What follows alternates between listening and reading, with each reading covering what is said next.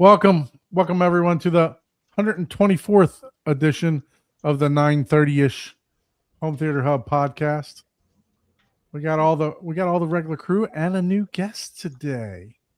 So I want to start the show with, if you'd like to be a guest on the show, please shoot us an email to hometheaterhublive@gmail.com, because I've been waiting to the end of the show to do that. And last week I did it in the middle of the show, and we had 3 people contact us. So that was fantastic. So now I'm going to put it right in the beginning of the show. In the beginning. Right? In the very beginning, as we come on. 4 minutes late, like usual. That's the way to do it. Fashionably late. Fashionably late. So no, seriously, if you'd like to be a guest on the show, please shoot us an email to hometheaterhublive@gmail.com. We can definitely use some guests. You don't have to be on camera. If you just want to send us some pictures, if you shoot us some notes about your theater, be more than happy to talk about it and showcase your theater. So thank you everyone for joining us tonight. What's going on, Paul? How are you, sir? Good, doing good. Tired, but today more the bubbly. This is in Mario Galaxy. Yeah, the new movie. Dragon Fruit and Stardust. So Now you just need some of this to go with it. What is that? White Jamaican rum. Oh, there you go. Rum bar. Now you need some of that to go with it. Speaking of liqueurs, I finally found a I'm red just gonna wine bring the water that I just to like. balance it out. So water's just to balance the show out. There's some A little water H2O. to drink H2O. It's good for you. A little H2O. this is H2O. Yeah. That's just sparkly. The fancy one. Yeah. No, What's up, I was C gonna- Big? What's up, Chuck? How are you, sir? Thank you for joining us tonight. So, how was your week, Mr. Paul? It was good. It was good. Long. Yeah. Lots of work stuff going on. I think the Daily Hi-Fi I usually join when I can. I wouldn't have been able to join this week anyways. So I was just like exhausted. Yeah. No, it's been a long week for me. I can't believe that we are already into May in the year. Yeah. I mean, I don't know where the time went. Seriously, I do not. But already into May, starting tomorrow. So I've been super busy at work. Fortunately, I did carve out a little time for some movies that we'll get into later. But Mr. Anthony, how are you, sir? Thanks for joining us on the show. You're welcome. I'm good. Glad to be here. Very good. How was your week? You have a busy week? I wish it was busier. My business is slower than I've seen in a decade. Oh wow. Yeah, but What type of work do you do? I do industrial painting and sandblasting for oil and gas companies. Oh wow. So nothing related, but just trading one level of stress for another. So we're stressful, slow, or stressful, busy, feast or famine. Yeah. I can understand that for sure. For sure. How about you, Abe? How was your week, sir? It was good. It was good. Did a lot of had just a lot of busy work here in the office, and then I did catch a couple movies this week. I was very I kind of got into a routine of, like, after I finish work at night, I'll go into my room and just put a movie on, just to kind of fall asleep to it, hopefully. But sometimes I make it all the way through. So I got 2 good movies in that I'll talk about a little bit that was very happy with. Awesome. But yeah, other than that, it's a good week. Good to hear. And Mr. Ike, not last but not least, Mr. Ike, what about you, sir? I know you got a busy weekend planned. Exactly. And I don't even know if I'm excited or if I'm overwhelmed already. But yeah, it's been a long week and it's about to get even more busier for the weekend. I spent the last couple of hours just packing up stuff and kind of excited. Base is bringing us together. So Base heading is bringing down them together. to Chicago tomorrow for Scott Newby. His base brings us together. You know, representing the home theater hub crew and just going to, I don't know, get my insides turned upside down or whatever with that crazy dude. Oh my God! That guy. Oh yeah. Have yeah. were you at his previous setup? No, Oh, so you've never been to his? Oh, no. So, oh, you'll have some fun then. yeah. You need to record yourself on the initial experience because you can't Oh, God. recreate the. That's crazy. I even had to go get me some silicone earplugs that go down to 25 dB. That's not much, but that's better than nothing. So, Yeah, Wow. considering You're looking at a side surround speaker there. That is insane. So yeah. Oh, I thought that was his front wides. No. No. So Oh that's my a God. side surround speaker with the RTJs there. Thank you, Scott, for giving us permission to run your videos here. So yeah, we're just doing a little bit of a showcase of the That's front stage amazing. there. Yeah. You that gotta is the check out front his stage. That is business. behind the screen, for God's sake. If you're into bass, I gotta this go is check that out. the place. And he's running the new Epson.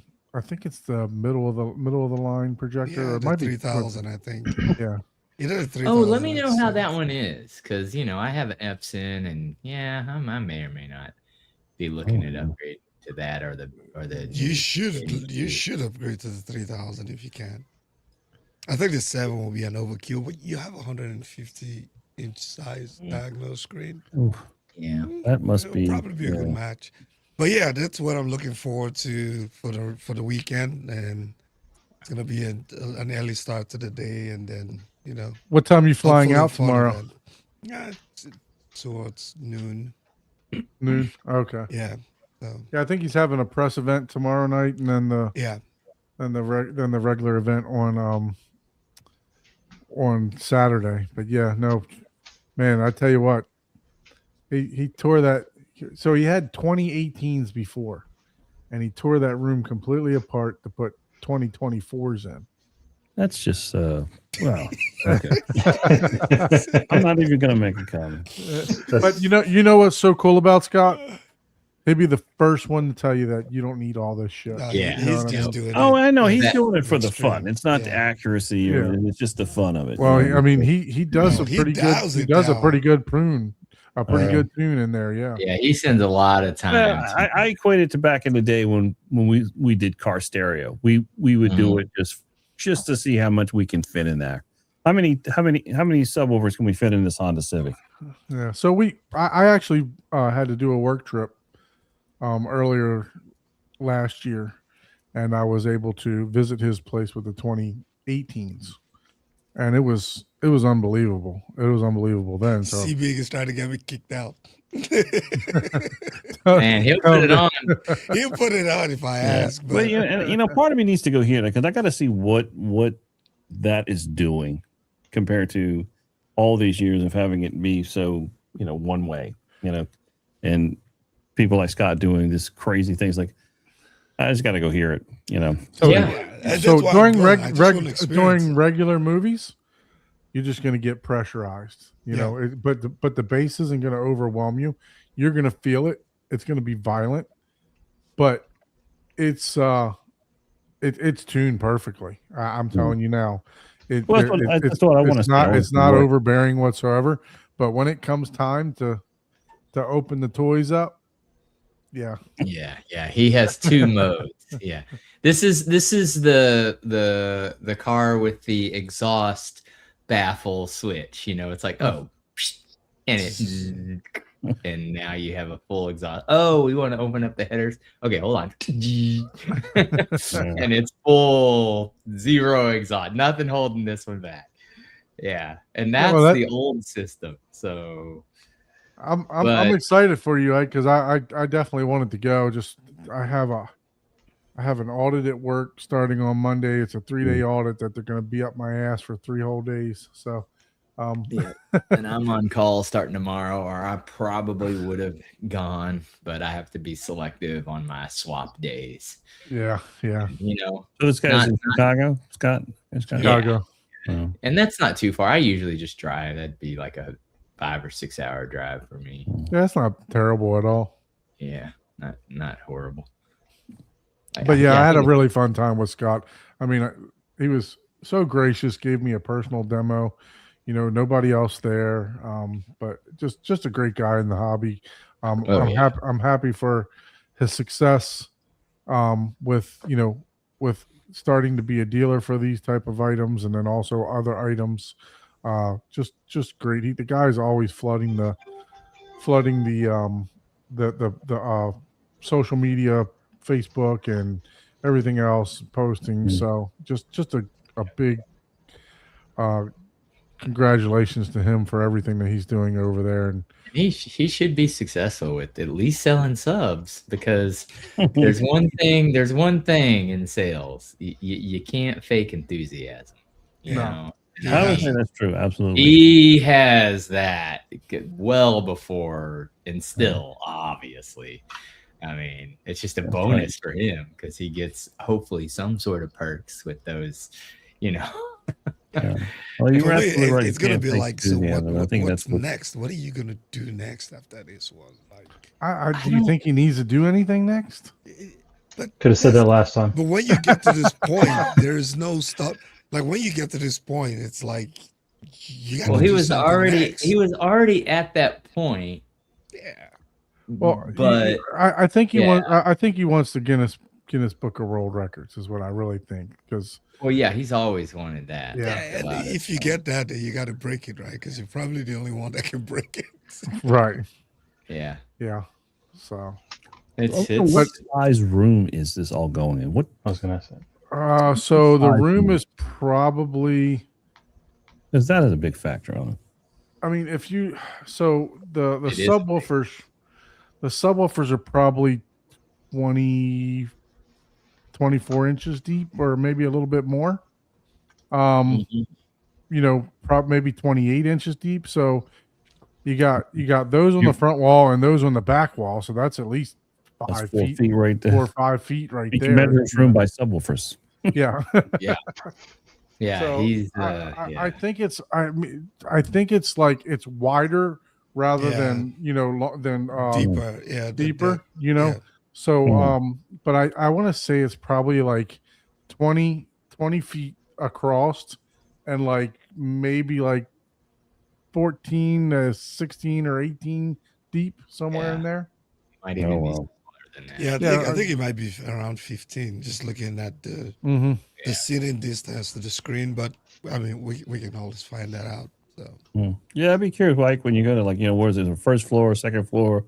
It's It's in in the the basement. It's in the the whole basement. house is moving. It don't matter at this point where it is in the house. Oh yeah, That's what I'm yeah. saying. You can be in the Well, attic and feel It it. could be. And that, well, I just want to know how That's- structurally sound the place is. Just You could be hovering above the house and still. yeah. get So- impacted. You need to record yourself before you even go Okay. driving. Like record yourself as you're walking into the house, because if there's any demos going on, You want to feel. that's your first. You'll be like, oh damn, because you'll feel the floor. You'll be like, oh shit. And I don't care if you're doing suspended track, any of that shit. It doesn't matter what sound. No, there is so much pressurization going on in that small space. It's escaping. I don't care if you Yeah. built 3 layers deep of a room in a room in a room, suspended Yeah, by I think- micro strings. You would Micro still feel that.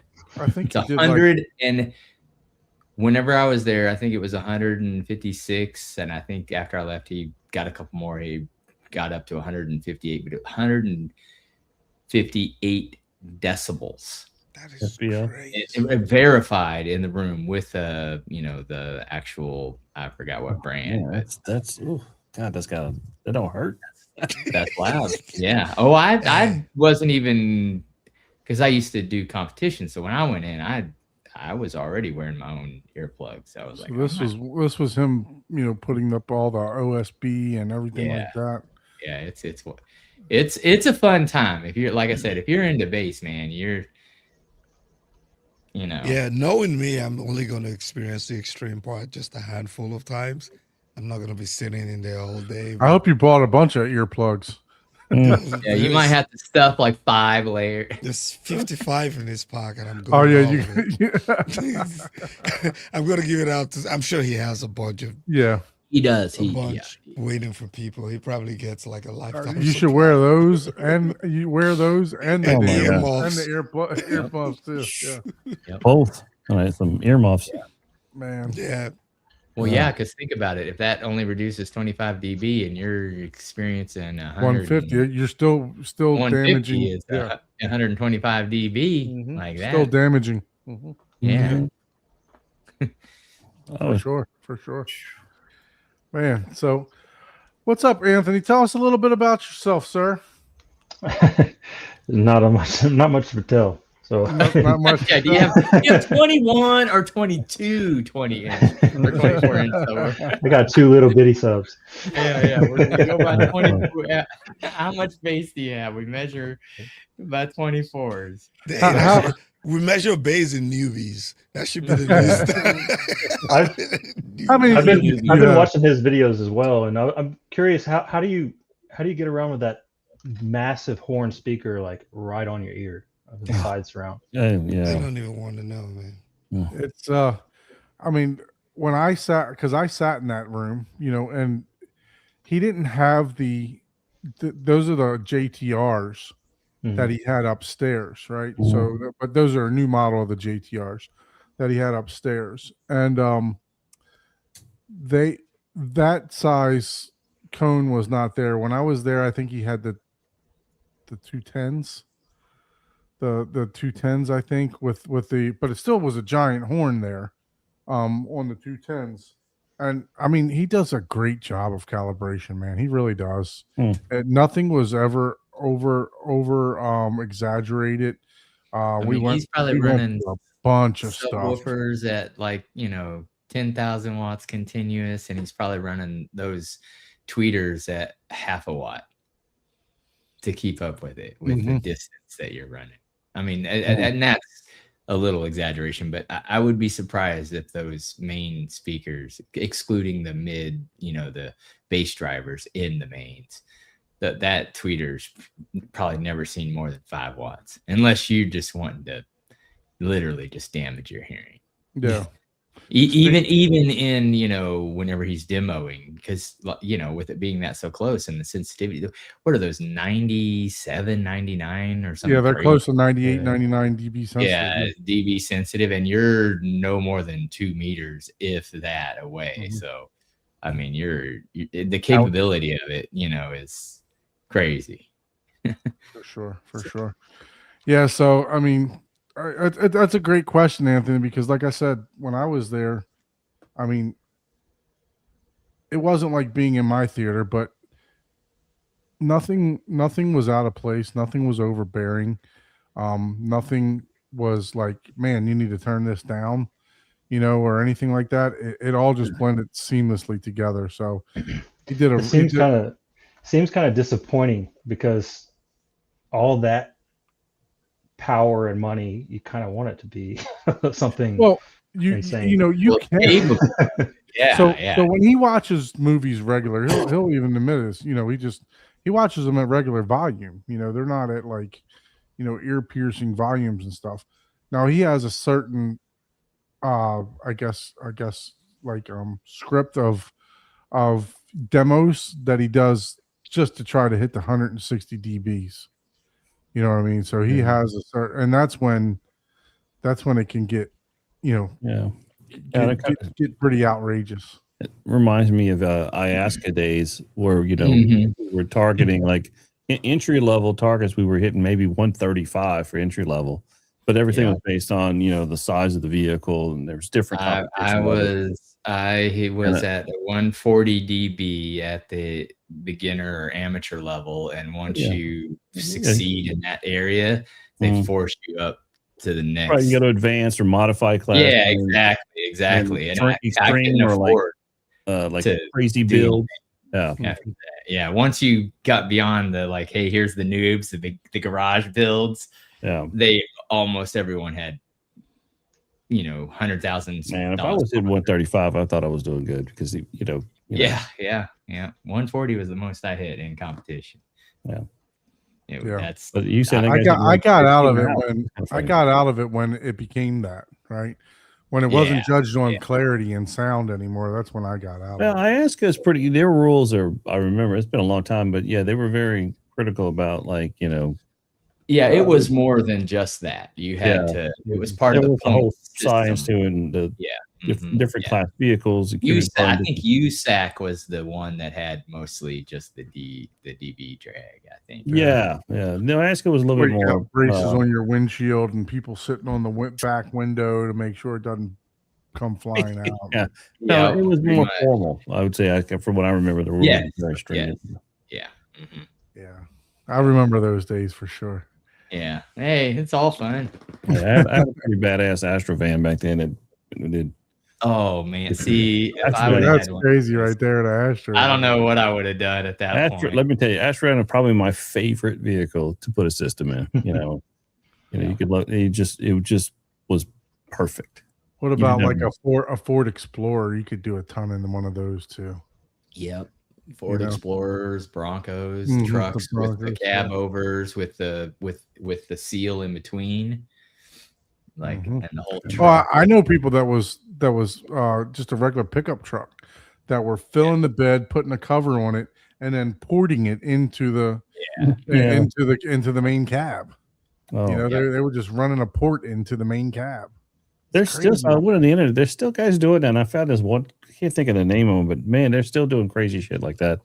I was like, oh my god! And I gotta find that, but it is some crazy stuff. Same thing where like all the speakers and amps are like in the truck bed, and they just cover over the top. And people don't understand how much work. Like you have to be a welding fabricator. You have to, the work is amazing. Yeah. That's what the build is. What's more impressive than everything it does, which is cool too. But it's the amount of work and labor and how detailed it is. No idea how much it takes. Incredible. It's an art form. A vehicle by itself can't hold that much pressurization. You have to reinforce the vehicle. It literally would, like an Astrovan, it just pop it open like a tin can. Well, we gutted it and we lined it and basically redid Dynamat. Oh, several layers. You had to weld and reinforce the sidewalls. I mean, with that, whenever you start getting into those pressures, I think. Well, I didn't go too crazy, but the year after I got out is whenever I forgot what company did it, but they hit 180 decibels. Oh my god! No way. 180. Yep, and I think the record was like right around 160 whenever I left. And then literally a year after I got out, it was like 180, and I was like, "What?" That's insane. That is nuts. Yeah, I was just like, I don't even know how that's possible. I was like, what do they have going on? What magic did they figure out? That's crazy. So Anthony, tell us how you got into this hobby. Was it car stereo? What was it that brought you to this hobby? No, so we bought this house in 2018, and I guess around COVID, like a lot of people, we started spending more time at home. I had my first child in 2019, right before COVID, and spent a lot of time watching TV with the first kid and all that kind of stuff. And we realized this wall didn't exist here, and that stair kind of like wrapped around. So this whole floor, it's the third floor of this house, was just open to the rest of the house downstairs, and we couldn't watch anything. At that time, we just had a TV soundbar kind of thing. And could not watch TV up here without every bedroom in the house hearing it. So it was just kind of a project that I started to build this wall, and then I just started getting into like soundproofing and hat channels and double layered drywall with green glue and all that kind of stuff. And then that kind of led into the home theater thing. So I really just started with soundproofing this room so I could listen to something. And then I was like, well, I did all that, so I might as well add more speakers. Well, that's definitely different because most people, do it the opposite. So you found it through construction, basically. That's pretty Yeah. cool. Soundproofing. Yeah, that's cool. That's actually really cool. Did a good So- job though. I mean, I can enjoy the room all hours of the night, and my master is below this, and so if I really want to, I could bother my wife, but my kids, I can't bother them. That's awesome. That's good. That's good. cool. Good job then. So when you did this, did you like float the floor or what So- did you do? The on the to-do list was to, and I just got this carpet like a week ago, because I did so many revisions and just Mhm. messing around with stuff. I didn't like a lot of things that I did, so which is kind of the reason I'm working on with Abe on the next one. But the floor, I was gonna do some mass loaded vinyl, and then I found a supplier here in Houston that was gonna sell me some like custom, or I don't know if it's custom, but it's like a SKU that was outdated, and they were gonna sell it to me super cheap. It's just a MLV with like a foam backing or something like that. I was gonna do that, Oh, nice. and I never got to it, and now I'm moving in like 2 weeks. Oh, okay. So you built all this and just to Yeah. move. Well, I mean, you had the house since 2019, so that's a good Yeah. good bit of time, right? So, is the Keep new having house kids, so is I that got- a is that a house that's already built, or is it something that you're designing? Or It is. It's like 30 yards from here, honestly. oh, really? I'm in love with the neighborhood that I'm here, and it's just we had a big project. I went through architecture, spent like $40,000, and was in the permitting process, and was having issues with that. But we finally got to the end of it, and a friend of mine in the neighborhood, they have a much bigger house here in the neighborhood, and they knew that I was about to do that, and they just came and asked if I wanted to buy theirs off market. So we kind of went and looked at it, and they were like, it's about the same amount of money. So that's what Yeah. we decided to do. And there's room for a home theater, a future home theater, huh? Yeah, it's so you're all gonna build a new one quicker than Don finishes his. Probably. we'll see. Probably. I am not going to make a comment. I'll be nice to Don today. I started in 2020, and I never finished this one. Ah, so we're on the same page. No, you're not. I mean, at this rate, Anthony, you'll finish before Miguel. So he built his house faster than you did his theater. I told you that was going to happen. Yeah. I called that one myself too. Yeah. Well, he's built it multiple times, and he's like, "No, I'm Hey, not proud of it." Y'all are yet." doing better than me. Like I said, mine's still in CAD. So, do you have a similar space? Abe what's drew gonna his be the bigger than difference? anyone, and it's been. What's sitting going to be on the paper. difference in the new space and what you got now? Just rooms. I do Room-wise. gain a foot of ceiling height, which would be nice. So I'll go from That's 8 to always good. 9. As far as layout, I got to get with Abe on some of the stuff, Yeah. but That's the what I was overall just working on. Actually, Yeah, before the- the show, I was working on 3 different layouts for that floor plan. the overall third floor is much bigger, so I do have more room to work with, but I'm also trying to put more into it. So like Okay. I'm trying, like, it's kind of weird. They have a closet that's like 7.5 by 21 feet in that other one, and And it's- that is a weird closet. What kind of yeah, closet? and it's got a window in the closet. Wow. I don't know. It's just a massive. Probably wasted use it as a space. walk-in. It is an oddball space. Yeah. In fact, I have a question about that one day when we talk. Yeah. I can. There's going to be a lot of Oh, questions. I'm sure. hopefully you can walk us through. It sounds like Abe has the CAD drawing ready, but hopefully you can Yeah. walk us through like a normal consultation with a customer. Abe. You want to see the floor plan? Yeah, well, I A mean, lot of pressure. we can do that now, or we can Whatever, go yeah. ahead Yeah, we can get into it, but let's continue, right? It's up to you So, guys. I got it. I do have it up if you want to. Let's We go gotta- ahead and we do it gotta now. go We're right there on the topic, so go ahead and go with it. Oh, I We'll was get gonna to say the we gotta movies in a go minute. over the movies of the week first. Well, let's before Jessica change it falls up. Let's asleep. change it up. We're gonna I'm not. Oh, okay. Whatever. because you know what? Everybody came here 15 minutes late, 20 minutes late because they know the movies were coming. They knew we bullshit too much in the beginning. But now we're going to make them wait. And just Hey, on so that, I did just tell so my you wife guys before we know- started this. Oh, there goes Jessica. She dropped off. I told her, Like, around for that. I did Just tell my so wife you before we guys started know- this. It takes them at least Yeah. an hour and a half to get to the guests, anyways. not No, good. if you do, and I'm sorry we didn't ask that. If you do have a hard out, we can No, you I know, don't. I go don't get through. it. Okay, As long as my kids don't run up the stairs in a minute. Yeah, that's fine. And just so you guys know, I had no idea that Anthony was already working with Abe, and Abe had no idea that Anthony was coming on the show. I had no idea. Yeah. So That is so great. that In just fact, for a makes second, I it was like, fun. Who, hey, Anthony, that's the same. I'm working with a guy named Anthony. And then, oh, that's the same person. Oh, You're like, oh, yeah. So, I know my customers. I really we do. got I our know them shit very together well. here, right? well, I don't. Well, we hadn't met in person.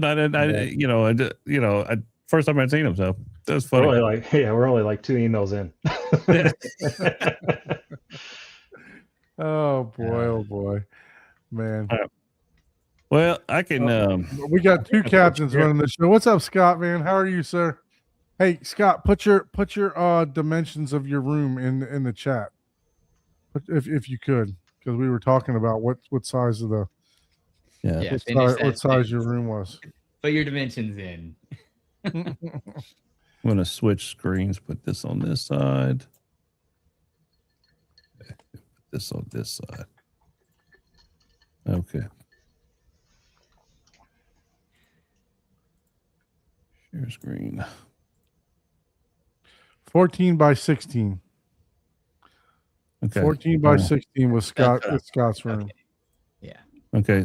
I think I did this right. Is it sharing it or On a no? cold night. Dude, that's why I like Yeah. It grows a few feet when it warms up. Yeah, I hear you. Oh man. All right. You good to go? Let me see. Pull that Yeah. up. It's I hit share. It should somebody. I think somebody's got to turn it It's on. there. Yeah. There we go. I'll add it. Okay. All right. There we go. All right. Y'all see it? Okay. All right. So this is the beginning stages of Anthony's Yes. home theater. Yeah. So so Anthony was nice to send me some preliminary sketches of the room because he's not moved in yet. So he sent me some pictures, and you see the pictures here. I'll start from. So then he sent me these kind of sketches. This is the layout of as it is now. You walk into this up the stairs here. There's a bathroom to the left. This is that crazy closet area. And this is just an open room. If I got that right, Anthony? Yep. And then it's out of the porch here. The porch needs to be closed in. Yeah, and so the goal is that we're going to close in this porch, Oh. pending that we can get the, as long as that passes approval with the HOA. So that's that room. This area here is this room here. A little bit more wider angle of that room. That's the door that goes out into the patio or porch level. This is inside that long, skinny closet, which just kind of an odd space. That's a Christmas tree space. Yeah, and then there's the stairs coming up, and then there's that bathroom, and then that's the entrance into that closet there. So that's the room. So first thing we did, I took his sketches. Very first thing I did is I got to put it in CAD. So this one here represents the current conditions of the room. You walk up the stairs, there's the bathroom. And then from here, we're like, well, let's just see how are we going to just get the footprint of this? What are we going to do? So we came up with a couple options. I said, okay, well, here's the one that Anthony likes that I like too, is that, okay, well, when you close in that porch area, this is the theater space. This is the bedroom space. Then bathroom, got a little AV closet here, and this is just a small closet for the bedroom. Anthony, I haven't actually seen this because I was just about to send it to you before the show started. So that's kind of the option that I think would work real well. An alternative option is when you walk up the stairs, you have the bathroom, the den, and you come here. There's an entrance into the theater here. and then the bedroom here, which we can do more windows if aesthetically HOA says you got to have windows here. Yeah. Then maybe we have to do this one. So the reason I kind of drew that one up was more because of the one I like the best. I would delete that big window in the middle. And Yeah. I just was worried about HOA approval on that issue. I'm not so worried about HOA approval on the balconies because there's a precedent set. Some other of the same okay, similar good, houses good. have already closed theirs in. So, So what about the dimensions of the one that you said that he liked, this second one? What would right. This is the preferred one, right, Anthony? This is Yes, the one sir. that you would prefer. so what would the dimensions of the room be? Okay, so the dimension. So this is 14.4 wide, and let me dimension. It's a new it'd be link. about 21, something like that. I think. 21.7. Well, Okay. once we actually complete the walls haven't been finalized yet. This is Right, just very very preliminary, very very rough. So roughly 21 and change. And what would the second one be? The second option. 16'4" by. Let me pull this measurement here. 20. Oh, 19.5. So, So I really, will set. I wouldn't I- consider that 16.4 really because of that one notch he's got drawn there. Like I can't get rid of that. It's a fireplace. This one. Yeah, that I can't get rid of that.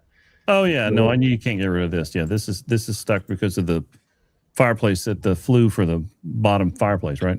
So could Yeah, you make the and- screen wall down at the bottom, like right That there? would be. I think that's the way I would go. Yeah, for sure. Yeah. No, I mean, This one. no, Well, no, no, I'm talking on for, the, for, the for, other the, one. for that second Inner- one. inner- if from the front of the he's room. saying if you went with that one, where Right, would so you put you the walk screen into in? where the screen is. Yeah. Oh, basically. screen here. Yeah. Yeah. Yeah. I think Seats we here. all would do Yeah. that.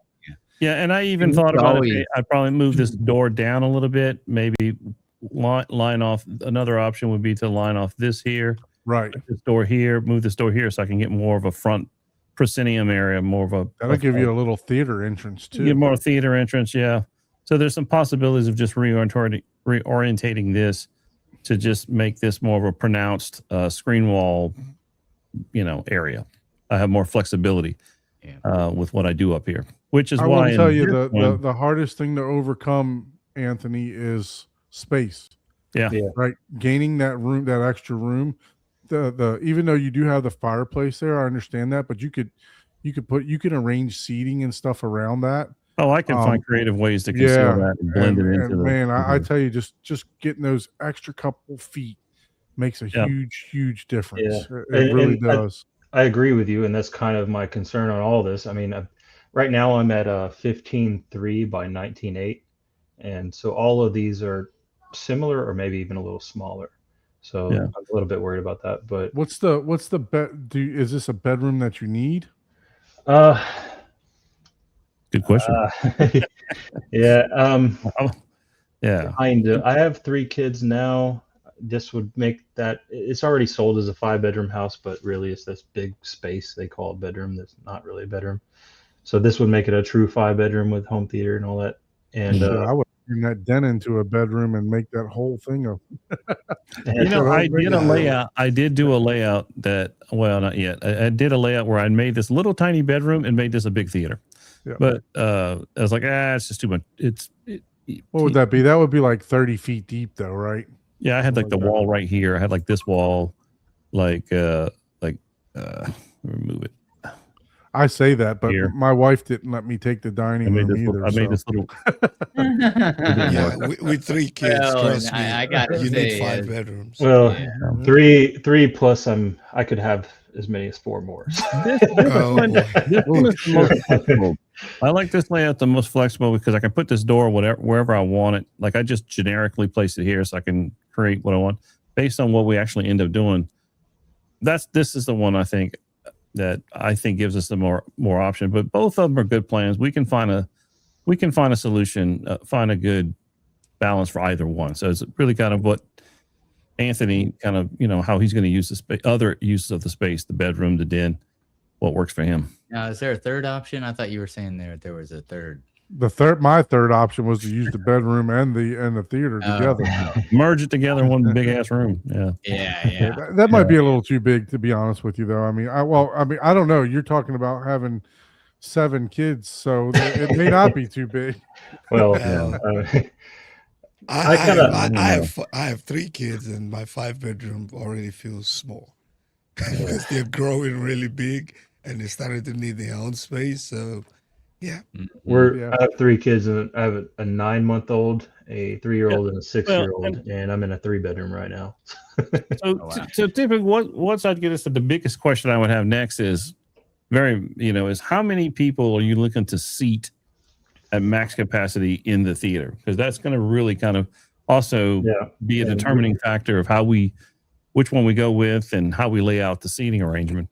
So it's going to be like the very next thing I do is drop in seats to scale. Yeah, that's kind of the conversation I was kind of looking forward to having. So I'll give you Yeah. some direction, but I might be a little bit different than most people. I don't necessarily see myself ever going to home theater seating. Oh, you're not going to do traditional theater seating? I don't think so. I use this room, like I just kicked my family out to have this this call. Like so we use it almost every day, and we got a 14-foot white couch in there right now. So I mean that's kind of probably stick with that. Yeah. So here's my catalog of chairs. So just to show you what how seats would look. Let's say if you did something like I don't know. Let's just take this one here. That, I like that other one on the end there. yeah, the one on the right, I would say, or Yeah. yeah, that one too. This one here. Yeah. So this is like 320. There's a 30, like a chaise lounge. This is just That's- generic seating, just so I can get a Similar to what I have. scale placeholder. So if I copied that and then went into here, edit, paste. Oops. Okay, let me turn this around. And I'm not the greatest CAD person. That's why I have CAD people. So just take this line off. Let me group this group. So then you can kind of get an idea of like what the seats. Let me take this off. So in this theater here, we can kind of figure out, where would we put this? So you also can see, already this row is a little too big. You don't have really much egress on the sides of the row. So we know we'd have to if we did go with this, we'd have to modify this because Maybe cut one seat out of the middle. you'd have to do something. You'd cut the one seat out the middle so you can easily walk around. Why is that? Why do you need to easily walk around? Unless you want to climb over, that's Yeah, fine. he likes to jump over his couch, man. What are you Just talking you'll about? see what I have in a minute, and you'll understand why I have that conversation. Well, I'm going for it's like 14 inches, 15 inches of space. That's more than I got. But again, you can, instead of making that a 30-inch chaise, we make it a 24-inch chaise, and like the same seat as this, or we find something. Yeah. But this is that just- would be- Be throwing it in there just as a quick jump, what fits, and I can show you in the other Yeah, configuration. put it in the other one. Yeah, That's a couple more feet wider, so I think it'll fit in there perfectly. well, yeah, and there's all kind of different little seating that you can use. Let's see, where was the other one? Here. All right, let me actually I want to take that off. And let me flip this, rotate.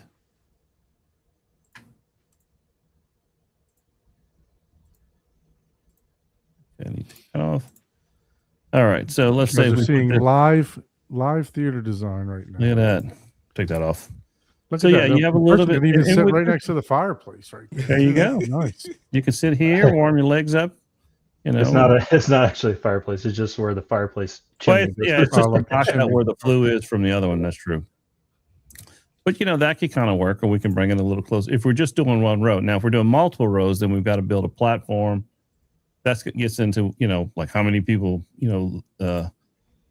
we're looking to put in this theater. That's the other big question. So like if we did have to do a second row,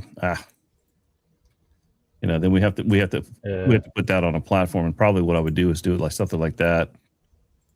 I'm just shot in the dark here, just trying to figure out that, just to get an idea.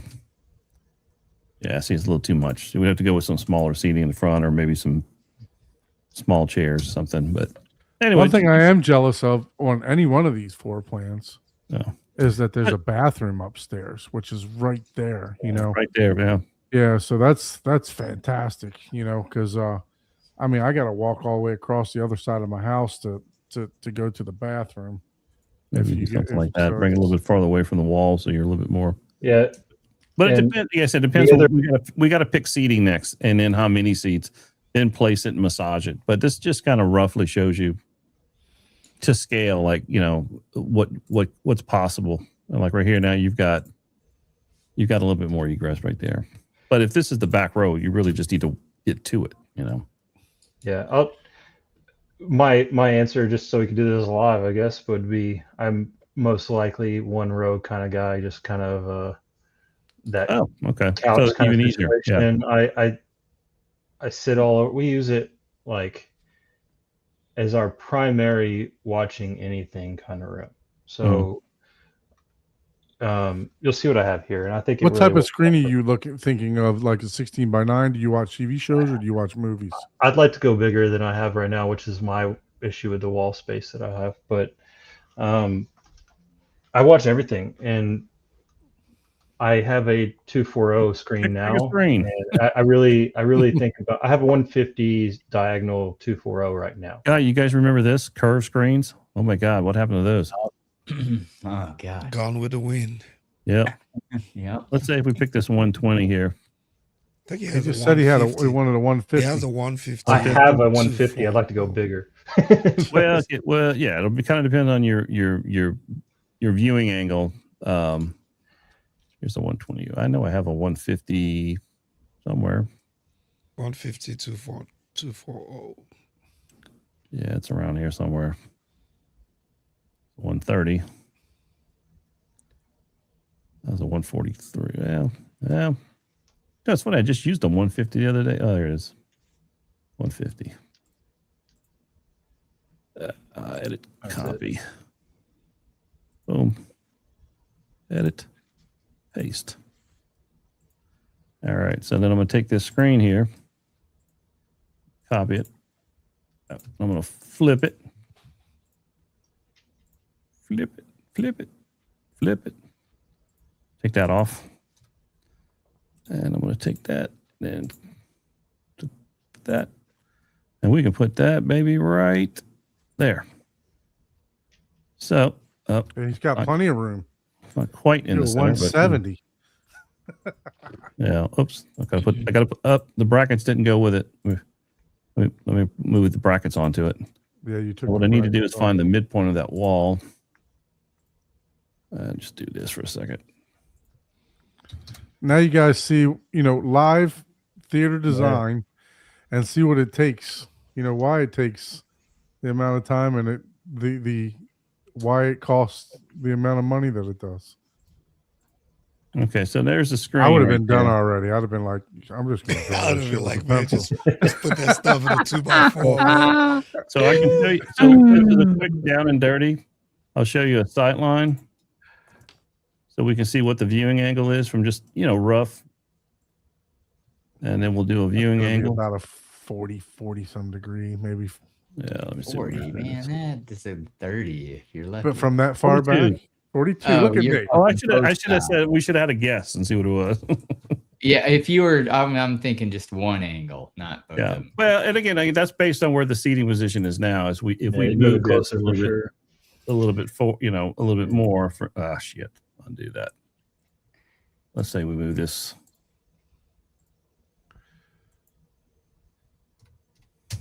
Okay, another foot, and then redraw it. Okay. And again, Now you're I'm probably looking closer to 50, right? I think Yeah. it's going to be around 50. Yeah. Yeah. If we could get around 50, I think that would be fine. You don't want to overly saturate it, but 50 is a good comfortable. That's 44, so we could go a little closer, or we could go a bigger screen. We Yeah. go I bigger think screen, we man. fill the wall for sure. Fill the wall. There we go. How big is the wall? What projector are you Fill going up to be the using, wall. though? It The sounds like you're. projector I have is the same one Scott Newby's got. Oh, the 3000? 7,000. Oh, the 7000. Oh, yeah, Yeah. you got Yeah. brightness. Oh He yeah, got you got lumens. you. And that's Yeah, going with this room. It's If we got go with 6,000 lumens in that projector. if we go in so this you're room, good. we might this screen actually probably more appropriate for this room. Like the 150 will probably fit better in here. Mhm. This room we can go a little wider. This room we may not be able to fit anything bigger than the 150 or 160. So it's going to depend which one of these rooms we pick. But this actually works out pretty good. I mean, if you're just doing one row, this is fine, you know. But the other issue is that I probably would want to change this door over here, move this door here, so I can build out the screen wall just a little bit, so we can start to have some depth for As speakers. long as those and aren't all that. load bearing beams right there, you probably Yeah. could do that, right? That's Yeah. some of the questions I have, and I do have some quotes coming in for closing and balconies. Hopefully by tomorrow. I talked to them today. But I like this room the best because I can build out the screen wall, so we can have, if we want to go crazy with subwoofers, we've got the depth in this one to create a screen wall, a facade wall that we can put the screen in. Just If I'm you talking move the about, door, like, you have the same in depth. your It's a theater. better- We'd have a screen wall coming across here, and then we can hide everything behind the screen wall. I'm a bad influence. If you move the door, you got the same depth on the other side. Yeah. So that, like, this would be your depth behind the screen. I'm just arbitrarily, but that's 2'3". We can flush mount the screen into like an aperture mount into this wall here, put all their speakers and everything right behind it, and have a lot of fun because we got a lot of flexibility here. So this has got some benefits. This we have to be a little bit more tight in what the equipment we choose, how we design it, with the door placement, a couple other things. So there's pros and cons to both of these, but both will work, especially with only one row seats. So I'm good with either one of them. This, I think, it has more stuff we can do with it. Oh, you're the engineer. You come on. What are you thinking? Oh, I got a million ideas on Yeah. the middle platform option 3. I would take and move the door over to the right as much as you can. Take that closet, because the closet doesn't have to be that big, and put it in the bottom right of the bedroom on that option 3 plan. Widen that theater. Since he just wants a one row, then you could make that even wider, because you could get another foot or 2 feet wide on that one, and then just take the seat and move it, a couple feet off the back wall, and then you could go a gigantic screen. That's not a bad idea. I see what you're saying. Okay. I missed that one, but I'll have to. So basically, on that Yeah. one, take that closet right there, put This it one? in the bottom right of the bedroom. This here? Yeah, that closet here? would go in the bottom. Yeah, and then move the door over that enters that This one? to where it's just not that one, but the one that enters the bedroom. The That bedroom. door would move over as far as you can. Yeah. To the right, to where Oh, you whenever want walk to in- just widen this whole thing out. Yeah, exactly. Widen that. Yeah. There you go. Okay, And then yeah. you could take that damn friggin' screen and put the seats back a little bit. You'd have plenty of egress on the left and right. Make that a gigantic screen. Meet all your needs. It's more of a square at that point, It is. though. Well, Yeah, you it's not are really going to square, cut off sure. the bedroom space, and then if you Well, as rotate long it- as it's a decent, 11 by 12 or whatever, and it'll still sell on. it's possible. But then we're dealing with a room that's more. The other thing is you got to make sure that more wall square than load bearing rectangular. too, right? That's the other Yeah. thing. Make sure that wall's not load bearing, because if it is, you got it's going to cost a shit ton of money to move that wall. Well, yeah. That's Well, all the that's- things we've got to figure out yeah. that we haven't. Yeah, completely yeah. determined Exactly. yet. None There of was- this means anything. There was one contingent plan that I sent Abe that was like, if I get into this and then somebody quotes me $200,000 to move this wall and close the balcony in, it's still a plan for a home theater, but sacrificing that whole den space and doing a tiny little bedroom or maybe no bedroom at all. Yeah. Yeah, Yeah, I we didn't agree. look at that one. Yeah, yeah. If so, where's the porch at essentially? Where's the It's beginning? right of that? here. Now, if you're It's worried that about the floor space. resale, that is an option that you could do. Is instead of like make it fully a dedicated theater, right? And make the closet a decent sized closet to where Yeah. all your equipment and stuff goes in that closet. But that would literally be the bedroom whenever you go to resell it. You know what I'm It's saying? that's kind of the way it is already. Like it's not Yeah. really a bedroom, but they call it a bedroom. It's Yeah, yeah. As Yeah. long as you can list it as a Mhm. bedroom, you're Yeah. A-okay. And basically, people could just see, oh, they took the bedroom and made it a theater. Okay, because all it Yeah. has to do is have egress, a closet, and a place to put a bed. I In think my opinion, yeah. the way these are sold is kind of ludicrous because if you call it 5 bedrooms and they go see one of them is not really a bedroom, but is kind of considered a bedroom, then it just kind of like confuses people. And I kind of thought doing something like this and actually having a legitimate bedroom would probably be better for like resale and all that kind of stuff. Well, but so when it comes to that, it's not what it is. It's getting them in there and being able to put the price. That's Right, what yeah. when it comes to real estate, it doesn't matter what it actually is. If it says and it's legally marked as a 5 versus a 4, that's a total different tax bracket and it's a total different amount of heads that get to walk in and see it. That's all that matters. Beyond that, doesn't matter what it's used for whenever you're actually there. That's true, but No, if that I is needed a valid. 5-bedroom and I went and looked at a 5-bedroom house like this, I'd be like, well, it's not really a 5-bedroom. Yeah, but you would have already looked, and depending on Yeah. what else is out there, you may or may not, you know. Hey, you don't have to go crazy on that right Yeah, now. no, I'm just looking. While Yeah. y'all were talking, I was just thinking. So He's Anyway. Right, but Working. this doing is it, the thought process, right? if you need random engineered ideas, yeah, hit me Yeah. up, babe. I mean, got I- you. there's good potential for both of them. I mean, and it's definitely up to you, Anthony. Like, you know, if we need to keep a bedroom in here and a den, I mean, this works. Yeah, Both the of only these- thought process of why I liked that one so much, it just seemed to Which go one, this together one? pretty well. Yeah, and it just seemed to go together well. It seemed like I don't need that big window in the front that's stupid, and then Yeah. the den is actually something I could throw a couch and Yeah. kind of like I have this little space here that I'm in right now, and it's just like my office, and there's a couch in here. I can pull it out. And for you can guests do when they something do stuff. creative, man. You can put a couple, you know, like a little movie poster. What are those Yeah. movie boards? Right here. You can do a little marquee over the entrance to the theater. That also gives me a ability to remodel that bathroom and make it a little bigger. Because if you see what I have, I just remodeled the bathroom in my home theater now, and I'm kind of in love with it. But Nice. yeah, Yeah, that's the only thing about having a separate theater and bedroom is with the kids and stuff. That's a big factor. Is So the question I have is, space. you know, you can stagger stud that bedroom, but Yeah. you know, once you start getting that base there, you're not gonna. If you got a kid in that bedroom, at 8 Oh yeah, o'clock, that's you're not using that theater past. that's 8 the o'clock. no sleep bedroom. Yeah. yeah, you're absolutely right about that. I know that's like I'm not in Yeah. that situation now, but them being connected, I don't think it's gonna. Right. Either We can one. do the best we can, Well, but it's not gonna stop. Here you got a little bit of a buffer. I mean, but that's still. the in-laws' bedroom when they come and spend the night. You know what I mean? That's the short term.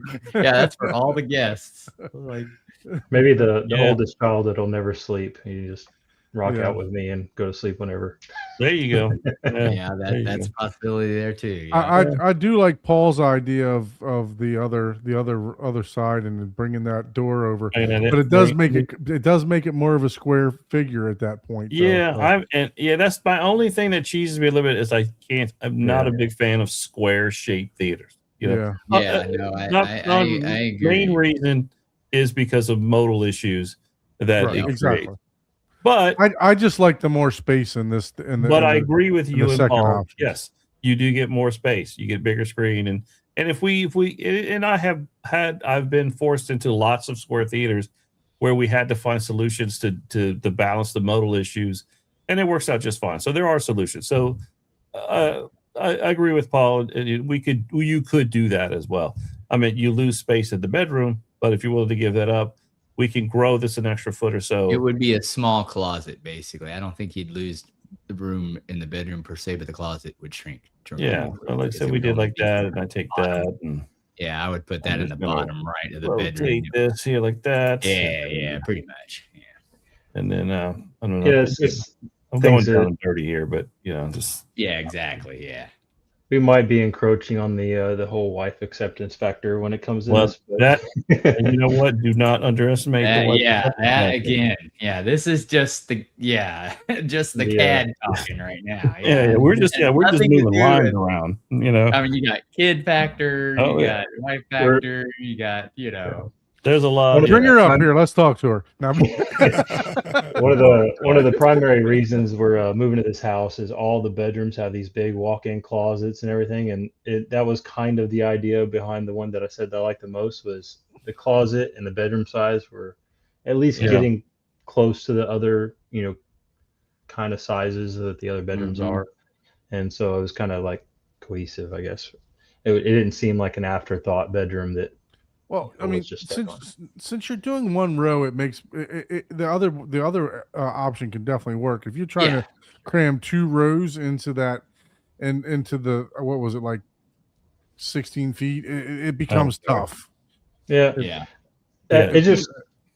It's just everybody people always say that they You don't could do it in this they one. don't You could do 2 rows in this one. It's going to be tight. I always hear people say that people never use the second row, or it's like Mhm. like an afterthought and the audio's not as good, or it's just Look, like I got Well, 3 people in my house. With 3 kids, they use the back. I'm row. telling you, I got 3 people in my house. Well, with my son, I got 4 people in my house. We use the second row all the time. My mother-in-law actually likes to use the second row versus the first. right. row. Yeah, but that's also because you only have 3 in the front or 4 in the front. I don't That's know. how probably many. where all your modal issues are, and there's no base back there. She's probably like, "Yeah, I like it back here compared to." No, actually, there's more bass back there. More base than Oh, that. Yeah. There's more bass back there. Oh well, maybe she's. I don't know. She It might sits be in a thought. It might be a thought that I could change my mind for sure, and it would be nice to have the space to do it if I wanted to. She sits in the corner seat right next to the subwoofer. So Yeah, we wouldn't use shays obviously for the front end, but just to give you an idea that you could fit 2 rows, but the front row would be smaller seating, or it'd be less. So that say if we, or No I chase should on show the this back. with regular seating, No but this is shades not. either way. Yeah. you do a could bar in the back too. Yeah. Now Let me you're bring gonna in get it. Let me bring in it. Let me just bring in a. Now I'm gonna. Now I'm definitely gonna come judge I judge a theater on how cool the bar is. Copy. We've heard the $1 million theater, so it's like okay. Yeah, can we drink the $1 million liquor? I got the spinning donut. Okay. Okay. You're gonna be so mad. I hope you're not hitting save on this. No. So you can revert. Okay. I was gonna say you're gonna be doing all that. God dang it, Don. You made me freaking do like 4 billion edits on the. That would suck. Hey. Yeah. Send the change order to Don. Yeah. Yeah. Yeah. He charges by the click, by the way. Yeah, so you could do, like I said, just using traditional theater seats. You could do that, and then or even let me ungroup this. You could cancel out this. Let me ungroup. I don't want to ungroup, do you? Yeah. Oh, it's a block. So, but say you could do 3 seats in the front, so 4 in the back, 3 in the front, if you wanted to. Let me. In fact, let me just explode this. Explode it. Explode. They don't want to explode. Oh well. You ran out of memory there, man. I think I did. Yeah. I think the demo of this is over before we give it a bad name. Yeah. Anyway, I wanted to show you could do 2 rows in this one. All right. I will turn this off now. I use Autodesk Fusion, not the CAD. I use the 3D modeling. Yeah, my cat's in. Yeah, if it's doing too much, it's trying to you got carry. a pretty good machine to run some of that. CAD library is impressive. Oh, Yeah. thank you. That's 25 years of CAD stuff. Just like keep on just dumping it into this one model space. I've got if you buy projector CAD block library, I've got like three gun CRT Runco projectors in there. It's kind of crazy. So Old how you school. liking that Epson, Anthony? I love it, man. I'm absolutely in love with it. Like So you have the middle of the line of their. no, I have the 10,000 lumen projector. Oh, so you got the Yeah. monster. You got the big Yeah. one. The 7, yeah. The I made that- sure to hit say no to save, otherwise I would have been screwed. Oh God. I got a really good deal on that and Panamorph Alpha Pro and Oh shit! Mad VR. I That- had that already, and That It's, is on steroids, Okay, man. you ain't playing I around. got lucky as hell on all that. I had a Well, that Panamorph Sony- was like $20,000 retail. Mm-hmm. I bought a Sony 7000 ES from ImWave. I think the second one, and so got a good deal with that, Mhm. the demo thing, and then had a warranty issue, and this was I guess like October last year or something like that. I had Chris Deering come to do a calibration and found out that I was letting like no output out of it, no light output out of it that I should have. So sent it in with his reports and stuff like that on his advice, and they sent me all the money I paid for it, and then found just a hell of a deal on AVS forums where he packaged the projector and the Panamorph Alpha Pro together, and Wow. yeah, it was super cheap. Like I have almost no money yet. So yeah, it's been crazy good. I cannot go back to less. Yeah, because I think that's like a $30,000 projector or so. Yeah, with the Epson lens and then the Panamorph Alpha Pro, it was a hell of a deal. Wow. Are you using that one in the new theater? Because that's Oh yeah, that's not going anywhere. that would I be just that got it. would- I've only had it for like 3-4 months set up. I think retail. I think for those two together would probably be close to 50,000. I think yeah, like 60. I think. Well, yeah, I think I was thinking with the Mad VR, but I also bought the Mad VR like it's a Okay. used Mark 1 Pro. I bought it used on AVS Forum Marketplace for like $3,500. That's a The good first price because they generation? were 15,000 when they first came out. Yeah, it was a Pro version, so I mean, it was Is it the first generation? yeah, first old one. I Okay, I yeah. always preach to everybody on there like I don't know what I'm missing. Yeah. I By the don't- way, the Synology 528 rack fits that perfectly for a custom rack Yeah, shelf. the cover. yeah? Okay.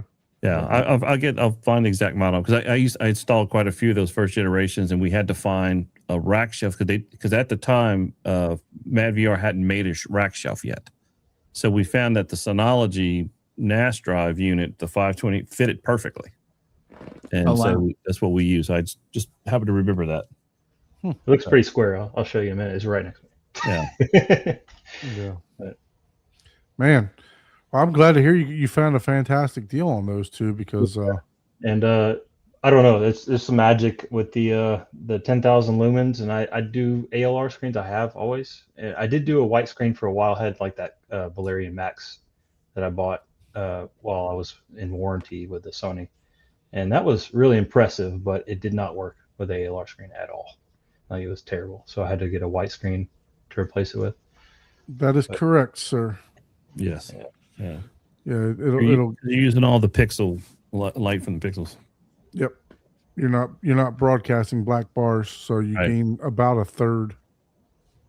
Technically not a third, but that's what they say. Your black bars on the top. I think onto all the for- pixel chipset. For me, the biggest advantage is not having the light spill on the wall. I mean, I guess if you could do it with like velvet and stuff like that, but Mhm. mine's just a painted wall. And before I had the Panamorph, I had the Panamorph with my Sony, just the regular Panamorph Alpha, and I knew that was part of the deal. That's why I jumped on that deal, is because he had the Panamorph Alpha Pro, and I was going to sell my Alpha, and I did sell it, so it was part of the money back. But the light spill coming off the wall and just staying on the screen just made everything better. It wasn't necessarily the screen getting brighter. It was just that you didn't have that wash. So The what? immediate Running contrast. the laser at on your projector now? 100% all the time. Why would you do Oh anything? shit! He's like, I'm watching a LED, boy. He's burning 100 holes video. in that freaking screen, man. I mean, it does, like, I know the video wall thing is coming and all that kind of stuff, but it does give you, like, I mean, I as long as you have like, I turn the lights on full brightness in there, and it's I like a can't even TV. tell. Yeah. Yeah, like, I mean, so Hey, you're running 10,000 lumens.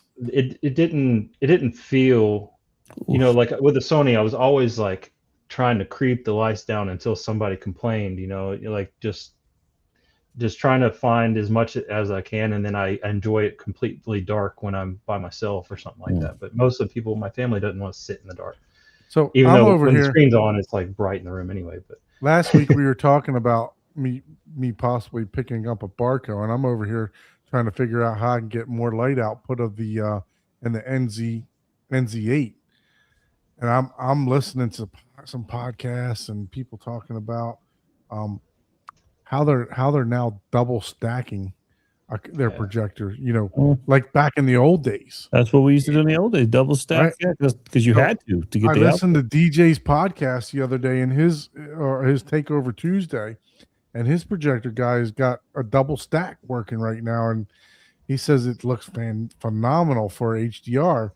So instead of me buying a $60,000 Barco, I was online looking for a used NZ8 the other day to see if I could mess around to double And stack. just stack it, right? Yes, that'll Oh put me my up to God. about 6,000 lumens.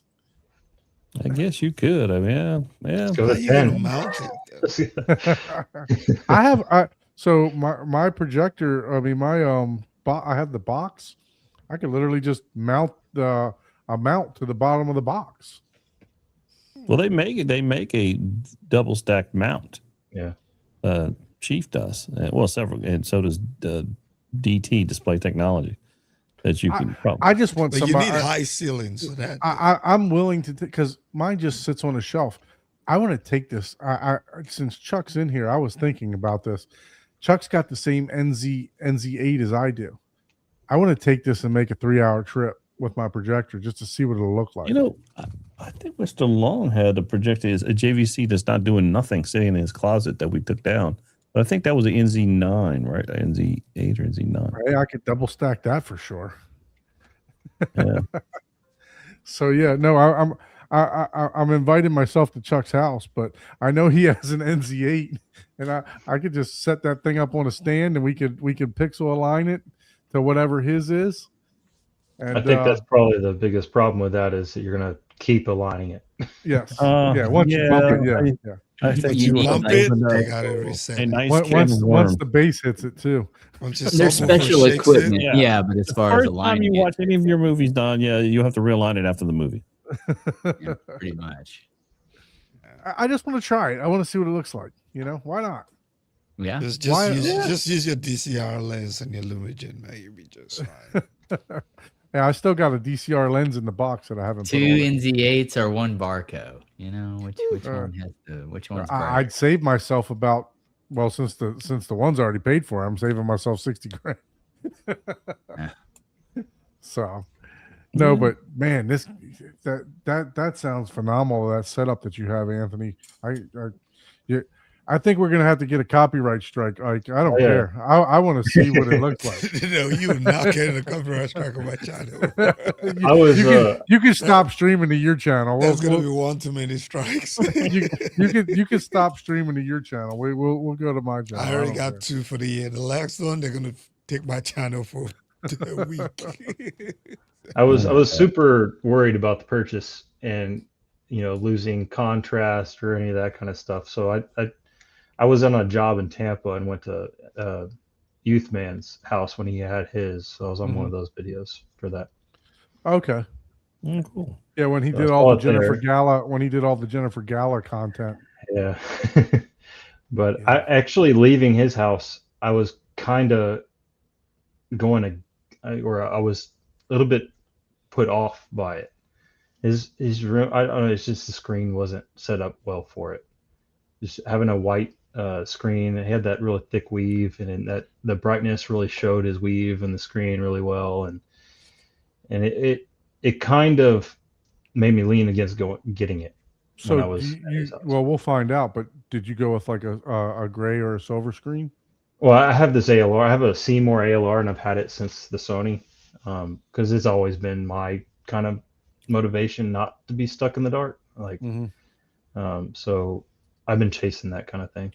And that's what I thought too. I thought about adding just the middle of the run Epson to my lineup, and then like watching sports, I could get 6,000 lumens. You know what I mean? Yeah.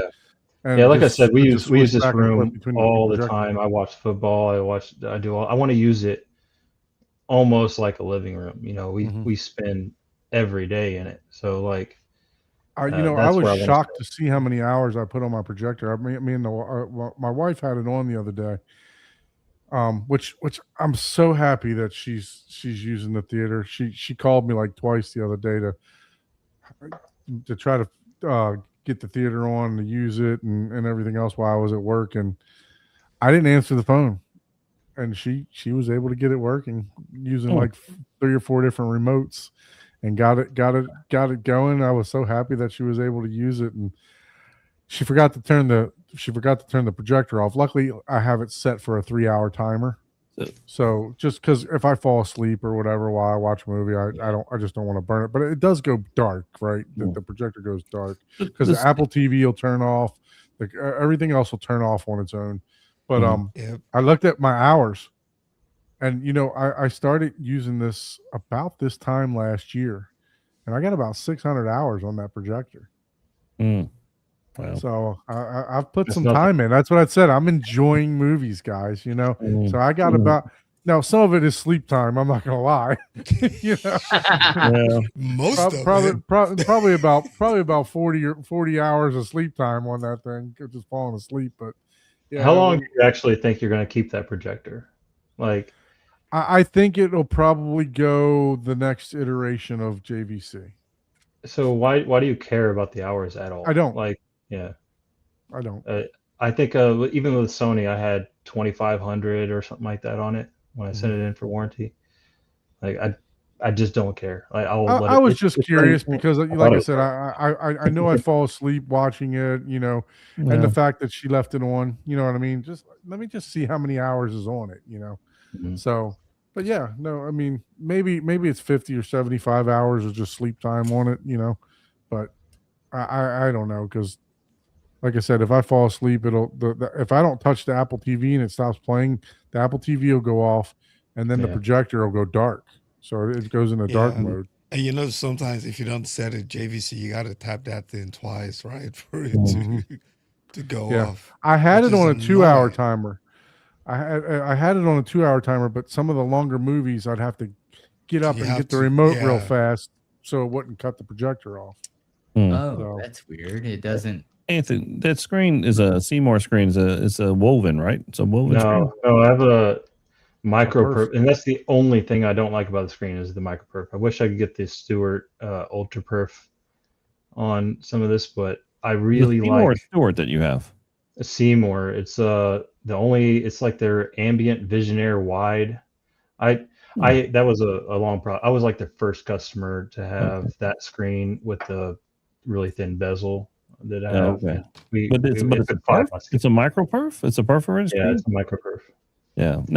Now Stewart, I do like Stewart's micro perf, but the ultra perf is really good too. But I wish Stewart had, like, I got samples. I'm crazy into that stuff. I'm at more video side than audio probably, but the Stewart just doesn't have a screen that's this wide of viewing angle with low gain.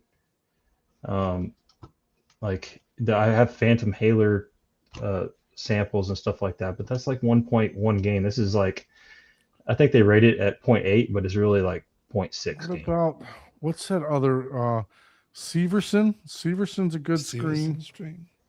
And there's another one called Dream Screen. Yeah, I haven't got those samples yet, but I've been into XY screens. I got like several full screen things that I've tried. I've ordered some of the Chinese screens, like full materials I could throw in there. I know Dream Screen's supposed to be a high There's just like quality a lot, weave.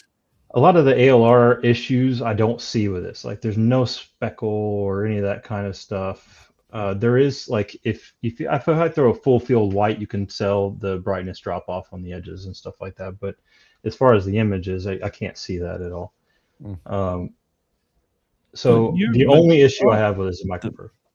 Yeah, but that really pertains to off axis. Okay, like if we did a uniform 1 gain, you should be fine in that room because you're not that far off axis. It's just the help with the black levels when you have any ambient light and stuff like that. It's just that like I seriously can watch, like I was just in there with my daughter before this, and Well, you could do Firehawk. Firehawk has the same issue though. It's a positive gain screen, and it actually with the same, like I've thrown up half screens of the and everything like that, and it's just with any light on there or even in the dark, its black performance is about the same as like a woven white 0.7. Like it just doesn't really help that much. It's a positive gain screen. So Yeah. You're looking for the black levels to. yeah, I mean, Epson, you're gonna probably need needs that help a little bit. I don't know, but it's just nice when you have some light and you're not chasing that pure black room. Like we can watch it, and when I turn the room off, it's nice sitting in a dark room if you want that. You could but go it doesn't up in make the gain. screen You could go up in gain if that's the case. You could do. when you go up and gain and you turn the lights off, things get worse. Well, then you got to balance your projector out. Yeah, you're gonna have to give and take no matter which way you go. Like if you're trying to But I'm create getting a both like environments, something's 400 got to nits. give. So like, what do I need the gain for if I have 400 nits on the screen? It's foot lamberts what you have to measure on the screen. It's not how powerful your projector is. It's the reflectance off the screen Or bounces back. and your on axis and your off axis viewing. That's going to be what you're looking at. So that's where you have to balance the lumen output of the projector, the gain of the screen, the size of the screen, and the foot lamberts that are calculated on the screen. So there's several things you need to look at to really treat. And then also, what is the ambient light level in the room? Yeah. And I've got a program, and we can look at that, and I can get numbers at least to what you're doing now, so we can have some type of baseline. Yeah. But just and look, I know what you're doing there. You're trying to use the light gaining, the ambient light rejecting screen to help you with your black levels, right? Your and stuff like that. So, I mean, when I first purchased, I purchased the SI Black Diamond. So I have a full 135 Black Diamond put together in my garage. That's just sitting there that I chose not to use over because I wanted a bigger screen.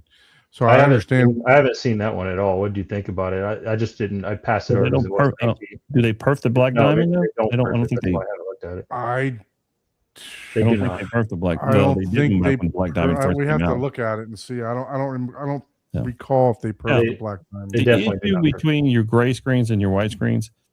Gray screens, just in general, you're going to get deeper black level, but you get robbed of a little bit of contrast. Your reds are not quite as popping, so you sacrifice just a little contrast for black level when you go with a gray screen. Use a white screen, you've got great contrast, vivid colors, but you have to have complete darkness to get black level. The minute you start adding ambient light, depending to a point, then you start washing out your gray level. So that's the difference. So in my most pure video files, we want color accuracy. So we're going to go with a white screen. Every studio post-production uses a Studio Tech 130 G3 is their mastering screen. That's exactly what I got. Every studio does. That's a great screen. Yeah, it's awesome. But because for color accuracy, but they say you have to have control light. That's the trade-off between your whites and your gray screens and the different gain screens. But yeah, it all depends on just the room, ambient light in the room, size of the screen, foot lamberts on the screen. So there's some factors there. Yeah, like I said, the whole idea behind the couch and all that kind of stuff is just that it's not a single purpose for me. Yeah. No worries. Yeah, we'll follow. Yeah. I'm gonna, I'm gonna follow your lead. We're gonna look at it and just, I'll provide the data and then we can just look at which one Right. works best for your setup. So yeah, that's cool, man. It's all about finding what, because you're going to be using it on a daily basis. We got to make sure it's right for that. Absolutely. I'm just Oh, right here. sitting over here looking at the Black Diamond screen. They don't perf for that one. They don't for Yeah. sure. They don't perf that one. Yeah. That's a Texas-based company. I would have definitely gone with them if I And could. they don't. They don't. I don't know if they first came out. They didn't have it in a motorized version. It was only a fixed screen. It was a fix. Yeah. Now it's not fixed anymore like I that. think they've come out with a way to. Yeah. I mean, I'm going from old information. But yeah, I would say probably my two favorite screens are the Studio Tech 130 G3 or G4. Now, the Firehawk G3 in that. I haven't warmed up too much to the Harmony yet. On the fence on that one. I've seen it some good applications of it, but I'm not that big. I still prefer a microprayer for Studio Tech. From what I can, from what I can get from the samples I've had and all that kind of stuff, the Firehawk would be my second choice for sure.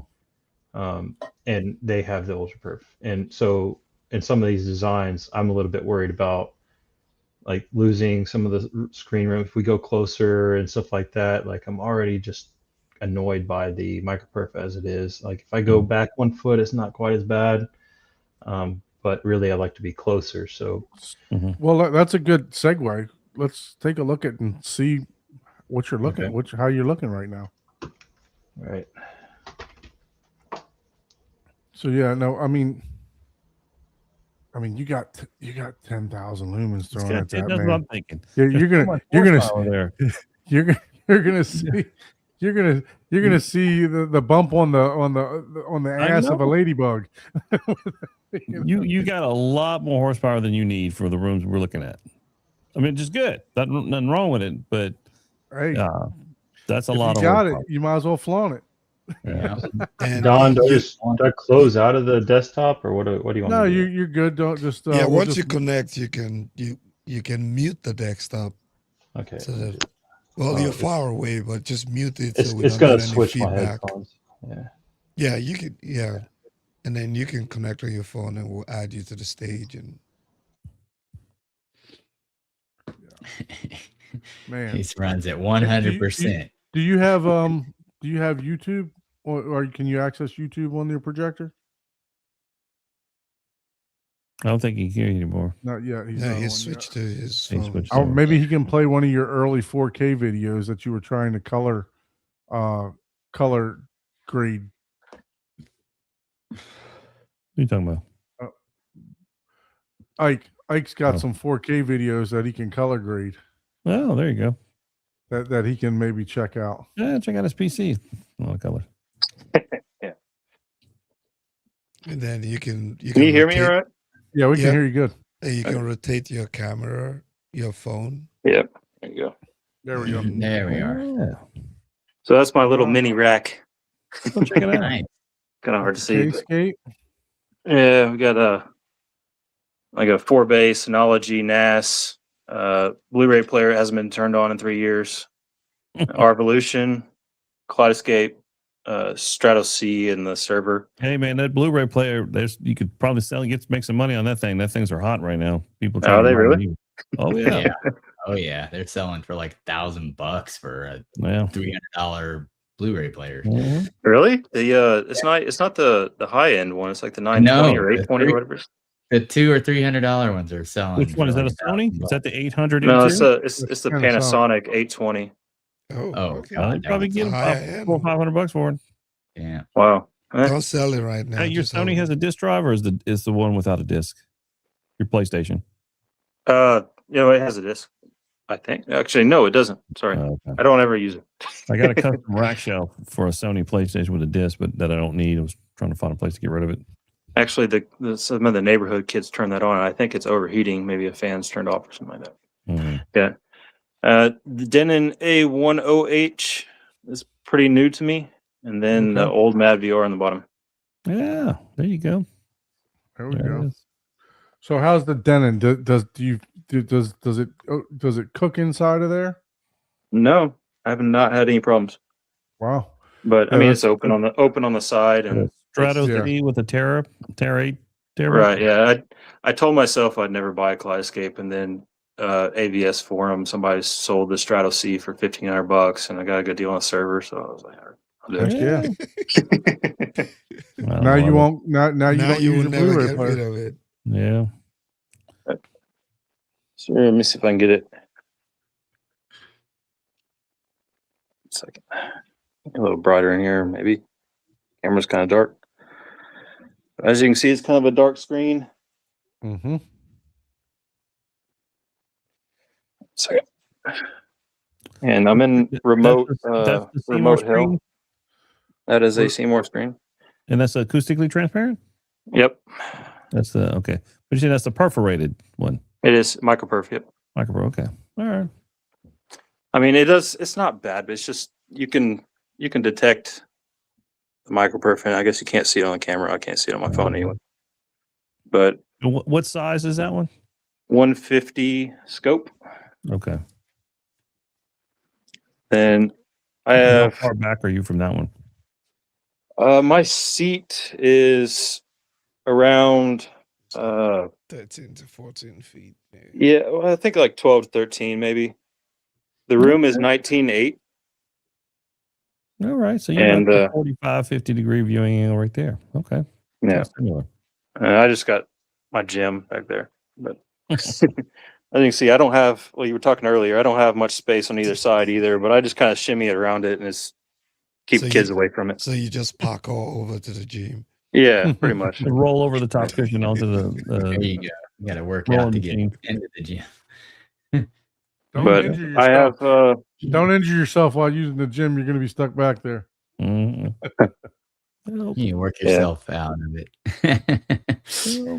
I was in kind of a remote hill, but I have both the UC3 and the Ava, and I haven't decided which one I want to keep, but right now it's still both. A lot of people are liking the new sofa baton. You know, Ike, I sent you a text. I was going to ask you about which one you prefer. And I think you reviewed both of them. Between the sofa I baton and the responded Ava. back to you, right? Did you see my Did you? response? Oh, He's I'm sorry. Abe don't look at anybody's I'm text. man. sorry. Did you? Man, I wrote you a whole Oh. testament of response. He's a sender, not a receiver. You can check it later. Oh, I'm but- sorry. Yeah, okay. I have to look Yeah, at my you're good. email. So You can what- see, I what mean, do but that's we Oh, the, got? my bathroom that I'm in love with. It's like a steam shower, and I can't go without it. Man, that's right off the. That's literally right Yeah. off the theater too. So yeah, it's like in the theater really, but kids will spend time in their shower and while I'm watching something or something like that. But That's cool. we had a bathtub, just a regular thing, and it had a leak, and so I decided to remodel it, and we kind of enclosed it so the glass is all the way in the ceiling and waterproofed everything, and it's we got the. We Oh, got cool. the The whole Bluey house. family- We got the the whole Bluey family house comes up here taking to a shower. shower. Right? Am Yeah. I right about what that is? Is that the Bluey house in the shower? Oh yeah. Yeah. See, I look Small at kids, that. I got kids too. So that's an Yeah. edgeless screen, right? You know, the No, I mean it's real thin bezel. Okay. it's hard to see on the thing, but it's pretty thin. It's like I think an inch and a half. Okay. Okay. Sits pretty close to the wall, and we had a lot of issues. The issue was they kept shipping it to me, and what we figured out was in the Texas heat, the material was shrinking and shipping. So they shipped me probably 8 or 9 materials. Wow. I have some of them still here in rolls, but I shipped some of them back to them, and they were trying to they try to cook some in their shop, and they pre-shrink it. That didn't work. They tried to oversize it. What we ended up doing, they sent me a new frame, which is like a grip track frame, and just oversized bare material to me. And I really, really like that's the way I ended up, because now I can buy new material and I throw it in the frame, and it's so when I had that Valerian, I just left this material in it and went over the top of it with some white woven material just for a temporary measure.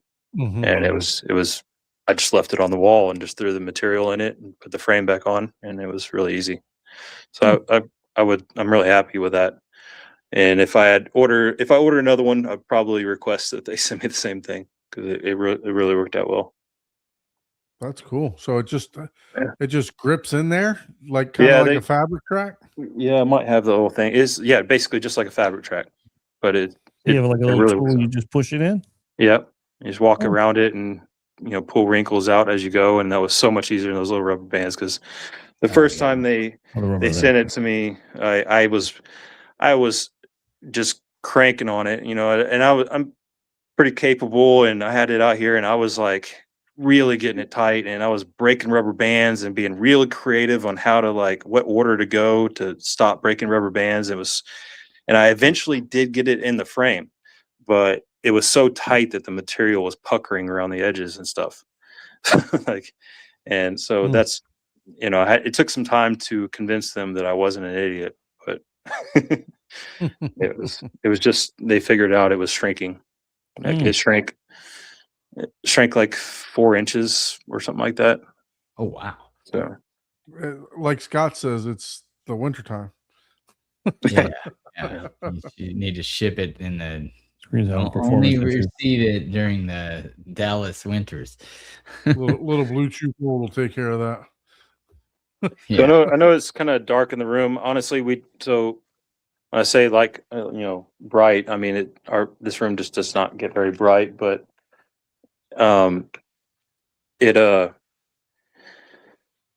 it's black ceiling and stuff, so I don't have a problem with, like, trying to keep it dark and stuff, but usually there's a window, and I've got creative with that window. This plantation shutters, but I also have blackout, automated blackout curtains behind them. So you can open it, but that is the one thing that might wash out the screen. So I can do anything with the lights and don't really perceive it. But So would this be about how you normally would watch with the rope light on and stuff like that? no, this is like the brightest form of the room. I have presets on the remote where the front 2 lights will turn off. Shoot, that's more light controlled than what I use. I just put a little tape up here to keep light splash off the screen, stuff like that. Like, it's not like I'm doing nothing for keeping light off the screen, but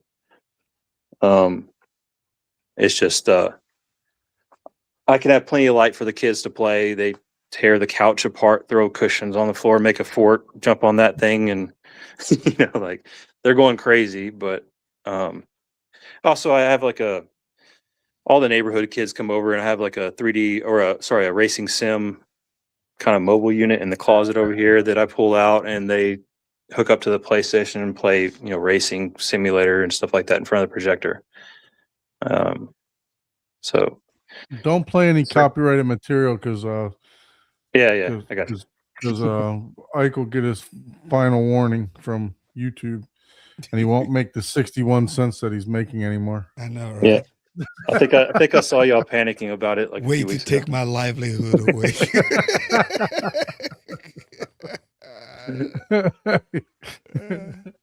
61 cents. Oh, man. I still get taxed on it too. Do you have YouTube? You can play one of Ike's videos on there. Yeah. I can do that. Copy. Hang on 1 second.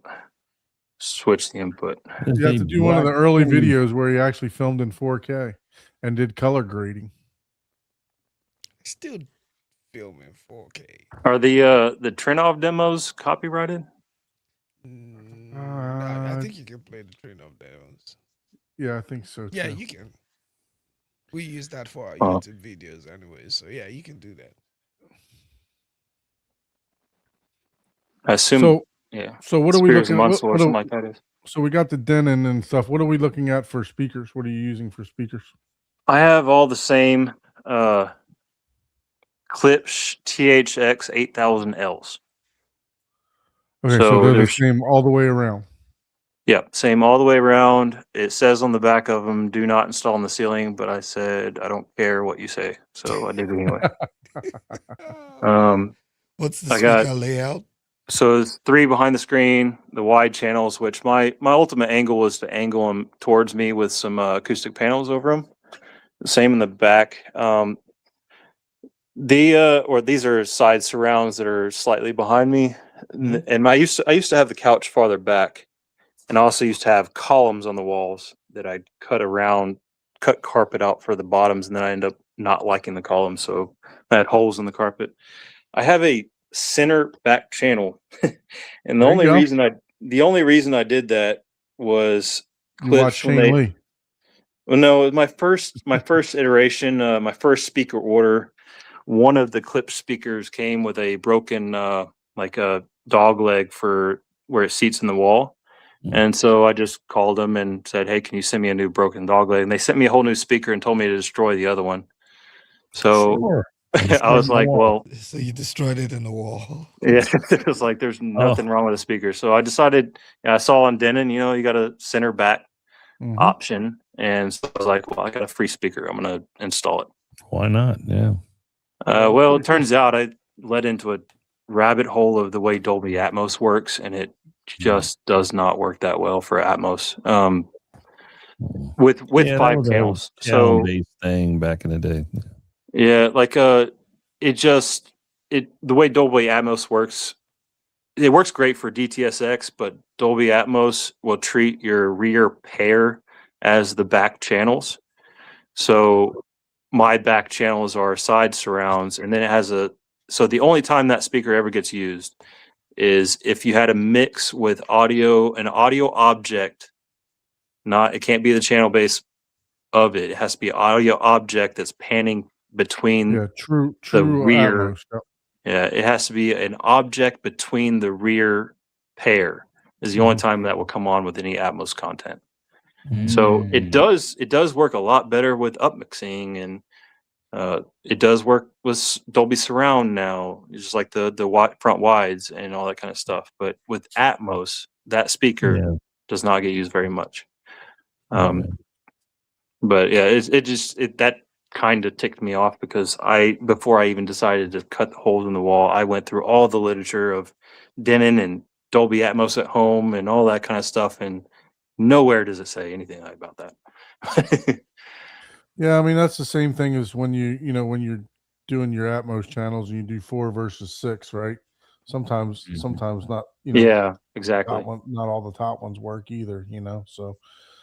But yeah, when you're doing total object based, like the true Atmos, yeah, you get all that stuff. So, but yeah, no, I actually wired up for a center back because of Shane Lee. So yeah, I don't like if I the reason I was so upset was I don't know why my lights are fucking, by the way, but was that when I played DTSX, it was just so good. Like it did its job. And I know there was like a lot of stuff on the forums about like if you have something in the center back that you can't perceive that versus what's in center front or something like that. But it sounded great to me. So I was kind of upset that Atmos, which was most content, just doesn't work with it. No, yeah. But I left it there anyway. Hey.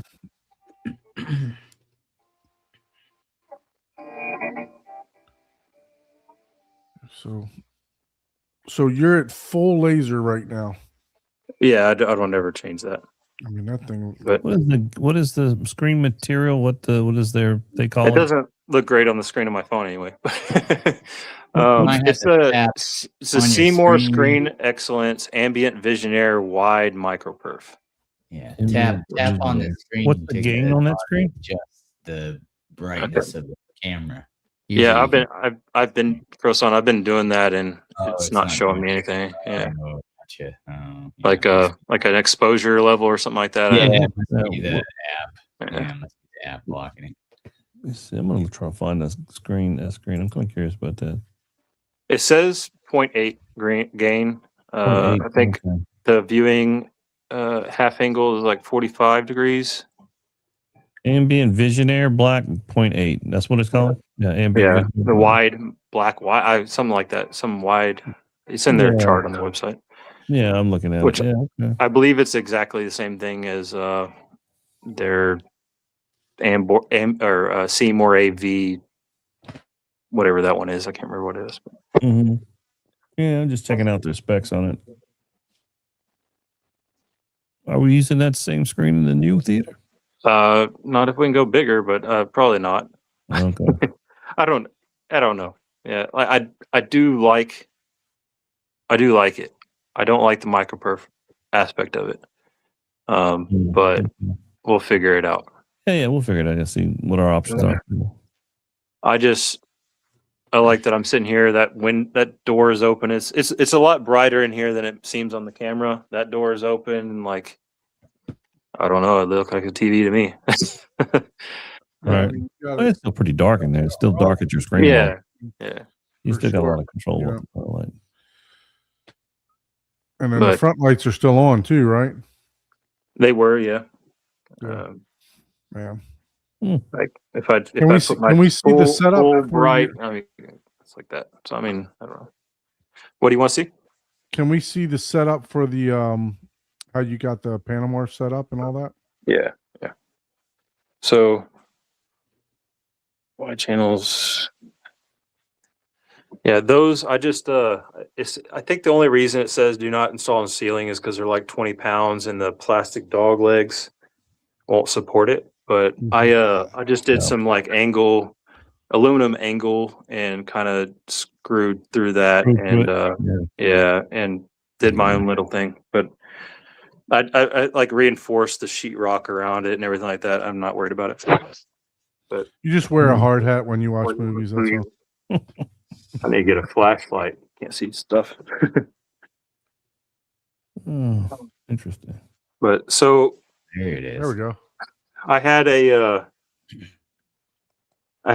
this is like cut out up in here Mhm. and it goes up to the ceiling above it. And it was cut to size for the Sony that I had. And the Sony was intake in the front and exit in the back and had a few more inches in the back. And so I have a tube up in top of it, like a 10-inch tube with the what is that? The blower AC fans into infiniter? the attic and stuff. What is it called? AC Infinity. Yeah, AC Infinity stuff. And I built a box to go around everything and never got to it actually finishing it with the Sony. And so I thought about trying it with this one and it worked well. I had to buy a new mount to get this seated just right and everything like that. But the space is too small and this projector sucks in on the left and exits the right. So I put it on there and it didn't have enough space and I could tell the temperature started rising on the projector and I'm moving. So I just didn't want to risk it. Or deal with it. But the projector is quieter than the Sony. So I'm pretty happy with that. It's not as quiet as like Valerian or anything like that, but it's not too loud, but I would like to do something that makes it silent. Yeah, the Epson. I want to say what is it? I forgot what it said. Full dB, full laser power. Probably. I think it was like somewhere 32 dB or something like that. 32, 33. Yeah. I mean, yeah. How many BTU does that thing give off though? I don't have a problem. I don't know. I Well, honestly, you're out in the open. I'm saying if we try to put that in Yeah. an enclosure or something. yeah, I thought that I could just, and honestly, that was when I did actually power that vent on up there. If I cranked that was louder than any projector was. So, but I mean, I don't feel that much heat off of it. So it's been running for hours. Well, no, it's good because it's out and open. Yeah, you've got room temperature air moving in and around it. I'm saying, but if we were to conceal it in an enclosure, yeah, then we'd have to worry about exhausting it and bringing. But you're okay having it visible, mounted out there like that. Yeah, I Okay. mean, if I That's I good. could get away with putting it in a different room and being completely silent, then that's what I would do. But it's not a high priority when we come to design. Okay. Looks Not like that super high. bedroom is going to make use for a projector holder. I would do that. I would cut into his bedroom for that. Yeah, but I Put do the not closet on want the to right put. side. I do not want to put equipment in the room for sure, though. But that's my only sub power. I got two SB 3000s. Just two in the back. Yeah. Just two in the back. Hmm. When I first started, I had tried them in the front, and at that time, I was like, it's like 5 years ago, and I probably wasn't very good with measurements, but it seemed to work just as good, if not better, in the back by the measurements. And I tried different spots to put them up next to the couch and all that kind of stuff, but I just ended up leaving them back there just for cleanliness, mostly because I didn't see any. I tried them in the front, and it didn't seem to benefit me anything. Didn't see any benefit. Yeah, but so they're more out of the way and just cleaner in the front for. Don't have to worry about kids jumping on them or anything like that. But So I know a lot of the Texas homes, they come with like a media room. You talked about having to build a wall here. Yeah. Was it That's a good considered point. like a media room prior to that, or what? It like, a was. I mean, loft area? it's listed as a bedroom, but you can see like. So I did this door is a good 300 pounds. I made it out of like solid like two sheets of MDF and green glue in the middle and all that kind of stuff. And MDF?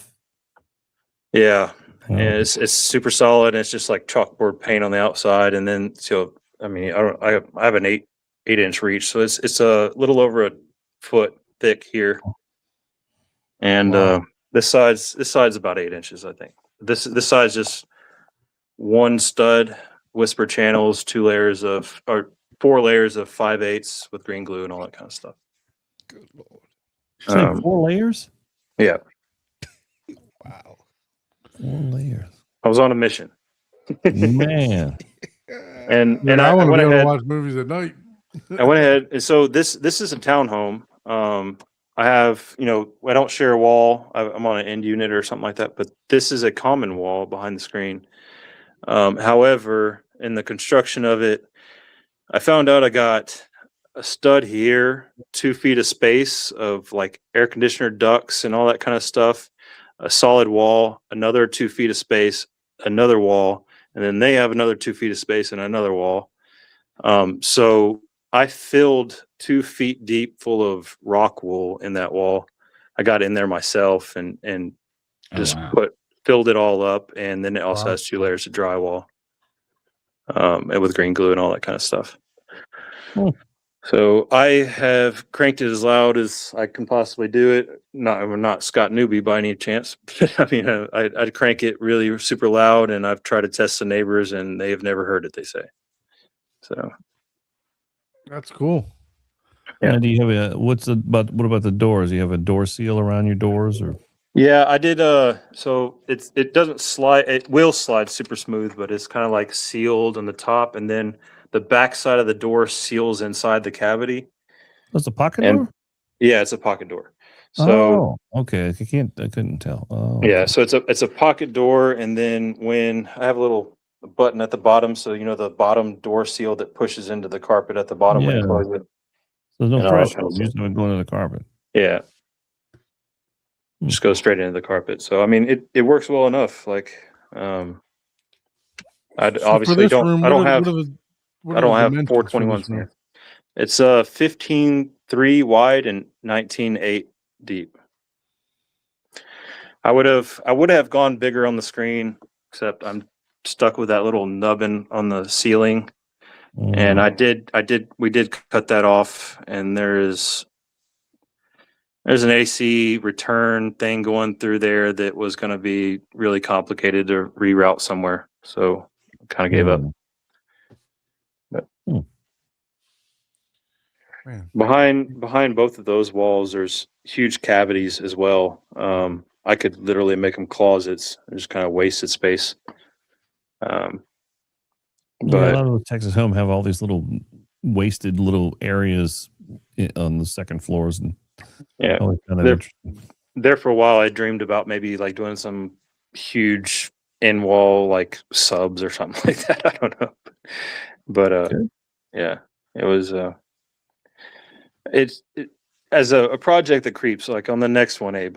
I'm hoping to do better. I'm pretty happy with the audio in here, but I would like to do a little higher level than this. But I've been in plenty of home theaters that just wipe me across the floor.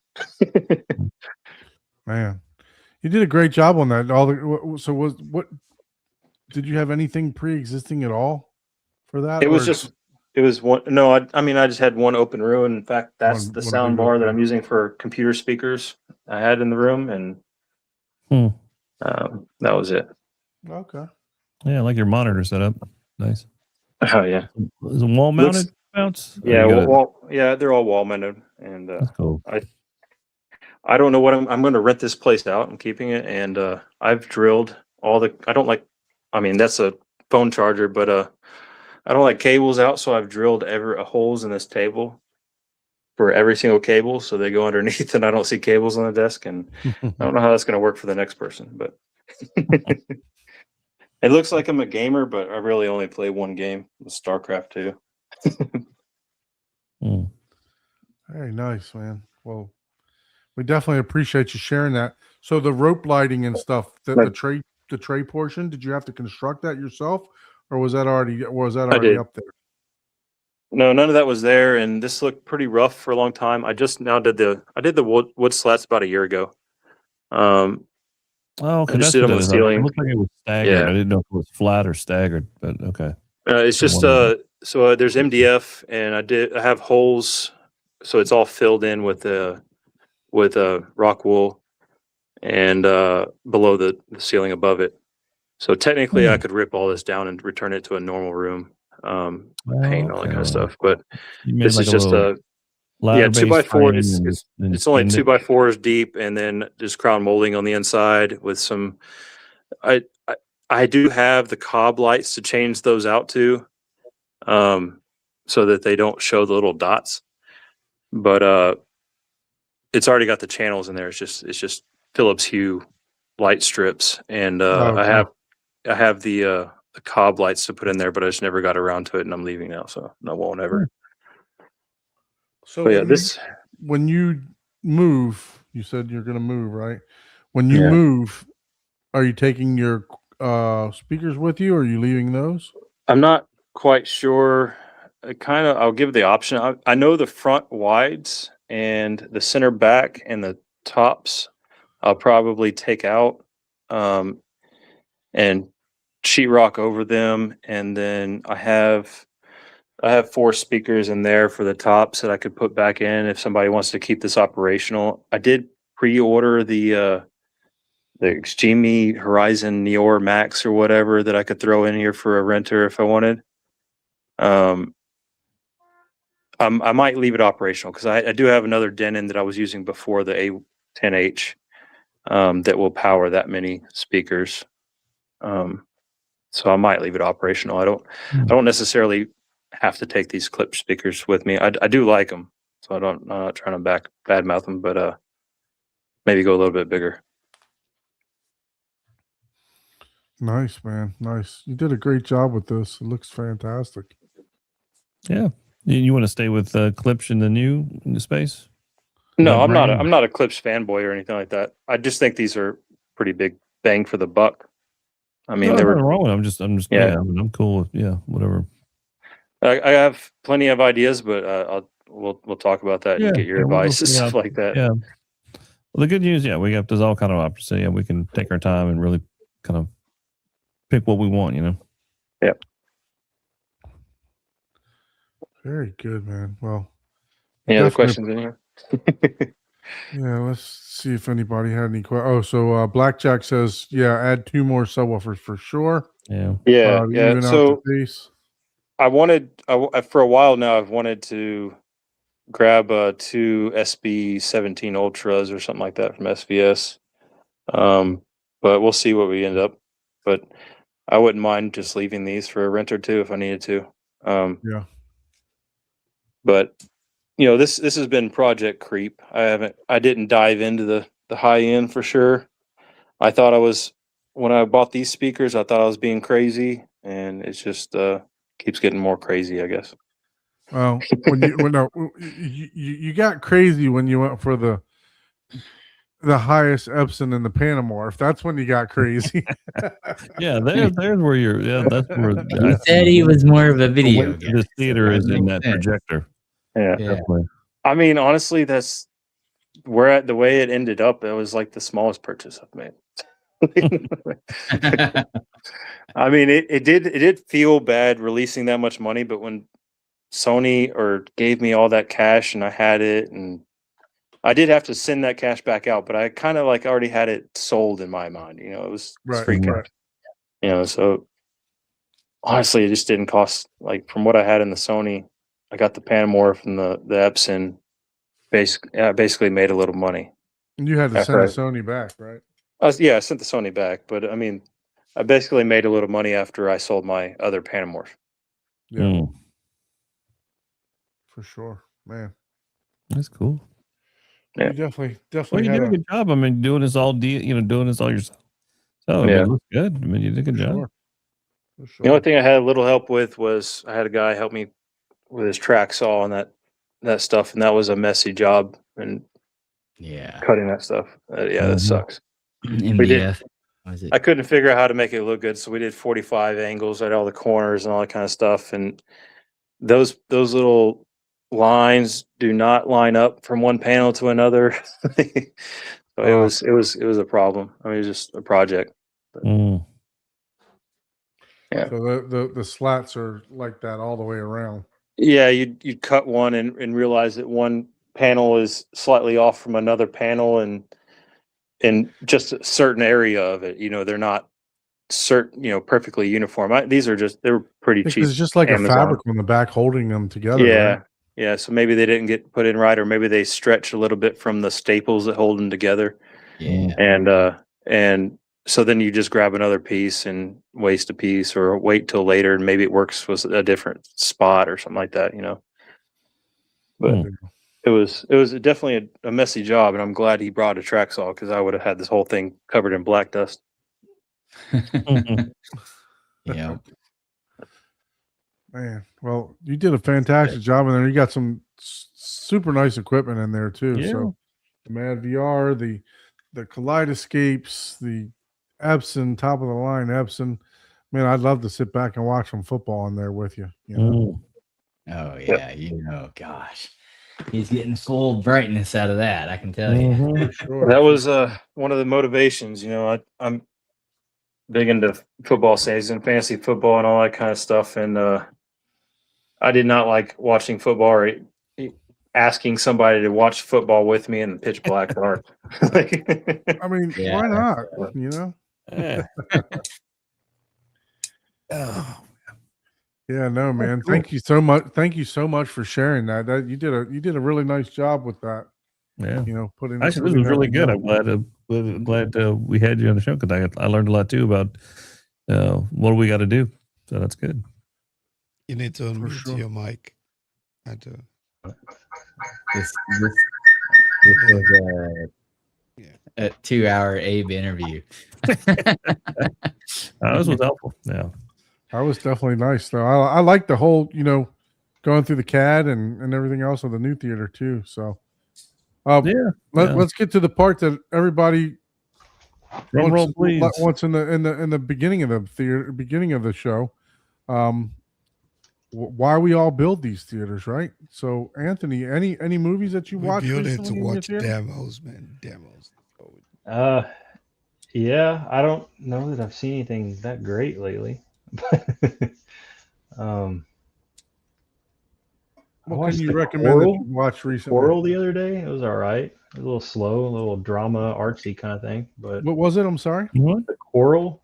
The Coral. Yeah. Coral. I haven't heard of that one. I've not heard of that one either. I haven't heard that one. There's something, it had to, when you're surfing through something that's both compatible with me and my wife or something like that. But No. it was all right. It was pretty entertaining. It's like some sort of town that's really into their choir during World War II or something like that. Oh, okay. Maybe Good I did. acting. Yeah, that one. The Coral. Oh. 6.4 on IMDb and That's 67. pretty good. I'm not What throwing it out would there as you- a great movie. Good acting. It's not exactly a home theater experience or anything like that, but 6.4 sounds pretty good. That's pretty accurate. Ralph Fiennes. Very good. We'll have to. Yeah. And Wow. where can you watch that one at? Was that on Kaleidoscape? It was. Oh. Kaleidoscape. I Oh. don't have it, so I'll tell you how much it is on Kaleidoscape. That's one of the biggest problems with Kaleidoscape. I keep spending too much money on it. Yeah, no, trust me. He has all his notifications set up. Tell me when to buy it. Now, okay, Well, click. It's not showing up.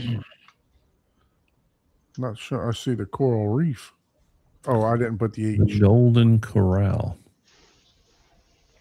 That's something different. There we go. The Coral. 1999. 4K There you go. SDR and DTS Master Audio 5.1. Mm. It's one of those things that I don't know why I keep buying stuff like that on I'll Kaleidoscape. put it on my watch list for when it goes on sale. Yeah, I don't. But it's like, does Kaleidoscape really give me anything on that movie? Probably not. But I still keep buying on Kaleidoscape. And I got this Yep. server over here. Just buy It's this. easy. It's convenient. You press the button, and 5 Yeah, minutes but later, it's there. It's starting to tick me off because I bought a 12 terabyte server and I have probably half my movies bought downloaded now. It's like, Mm. and I don't want to spend money on another server. Yeah, understood. Understood. Anything else you were able to watch this week or recently that you could recommend? Me and my wife have been binging the Apple TV show, the therapist one. What is it called? Shrinking. Shrinking. Yeah, we've been binging that. So my entire week has been every night we watching that. So Mm. Yeah, I watched the first couple episodes of that by myself. That actually it is pretty funny too. we watched the first couple episodes like a year ago, and I kind of lost interest. And I think it's probably the kids were just chattering, and I couldn't. It's a very dialogue heavy movie, and, Right, for sure. and so or a show. So I think that's the reason I just didn't get into it, and I dropped it. And she keeps saying that she heard it was good and she wanted to give it another shot. So we put it on, and we've been into it. It's good. It's really good. Yeah. Cool. Yeah, no, I can see a lot of people do like it for sure. Yeah. So Magic says that he finally watched Tron Ares, but he was disappointed. Yeah. What a Aren't we all? great way to ruin a series. No, I agree with him. ruined it. I mean, yeah, it wasn't good, but it was still. If you're a diehard fan, you accept it. You let But it yeah, go, yeah. it's Yeah, great. I didn't have a problem with it. That was but, good. It was good. I had a problem on the previews of it. I liked it. The preview was But I mean, pretty yeah, good. it though. had problems. I the will admit it was problematic, but it Light was- cycles in the street. Yeah. Okay. Yeah, well, meh. Yeah, that felt kind of like G.I. Joe, whenever they did that, the movie. I was like, The okay. register flying through the air, that's really efficient. Yeah, exactly. If you guys haven't seen it, spoiler alerts. Yeah. So I think that was in the previews. yeah, for sure.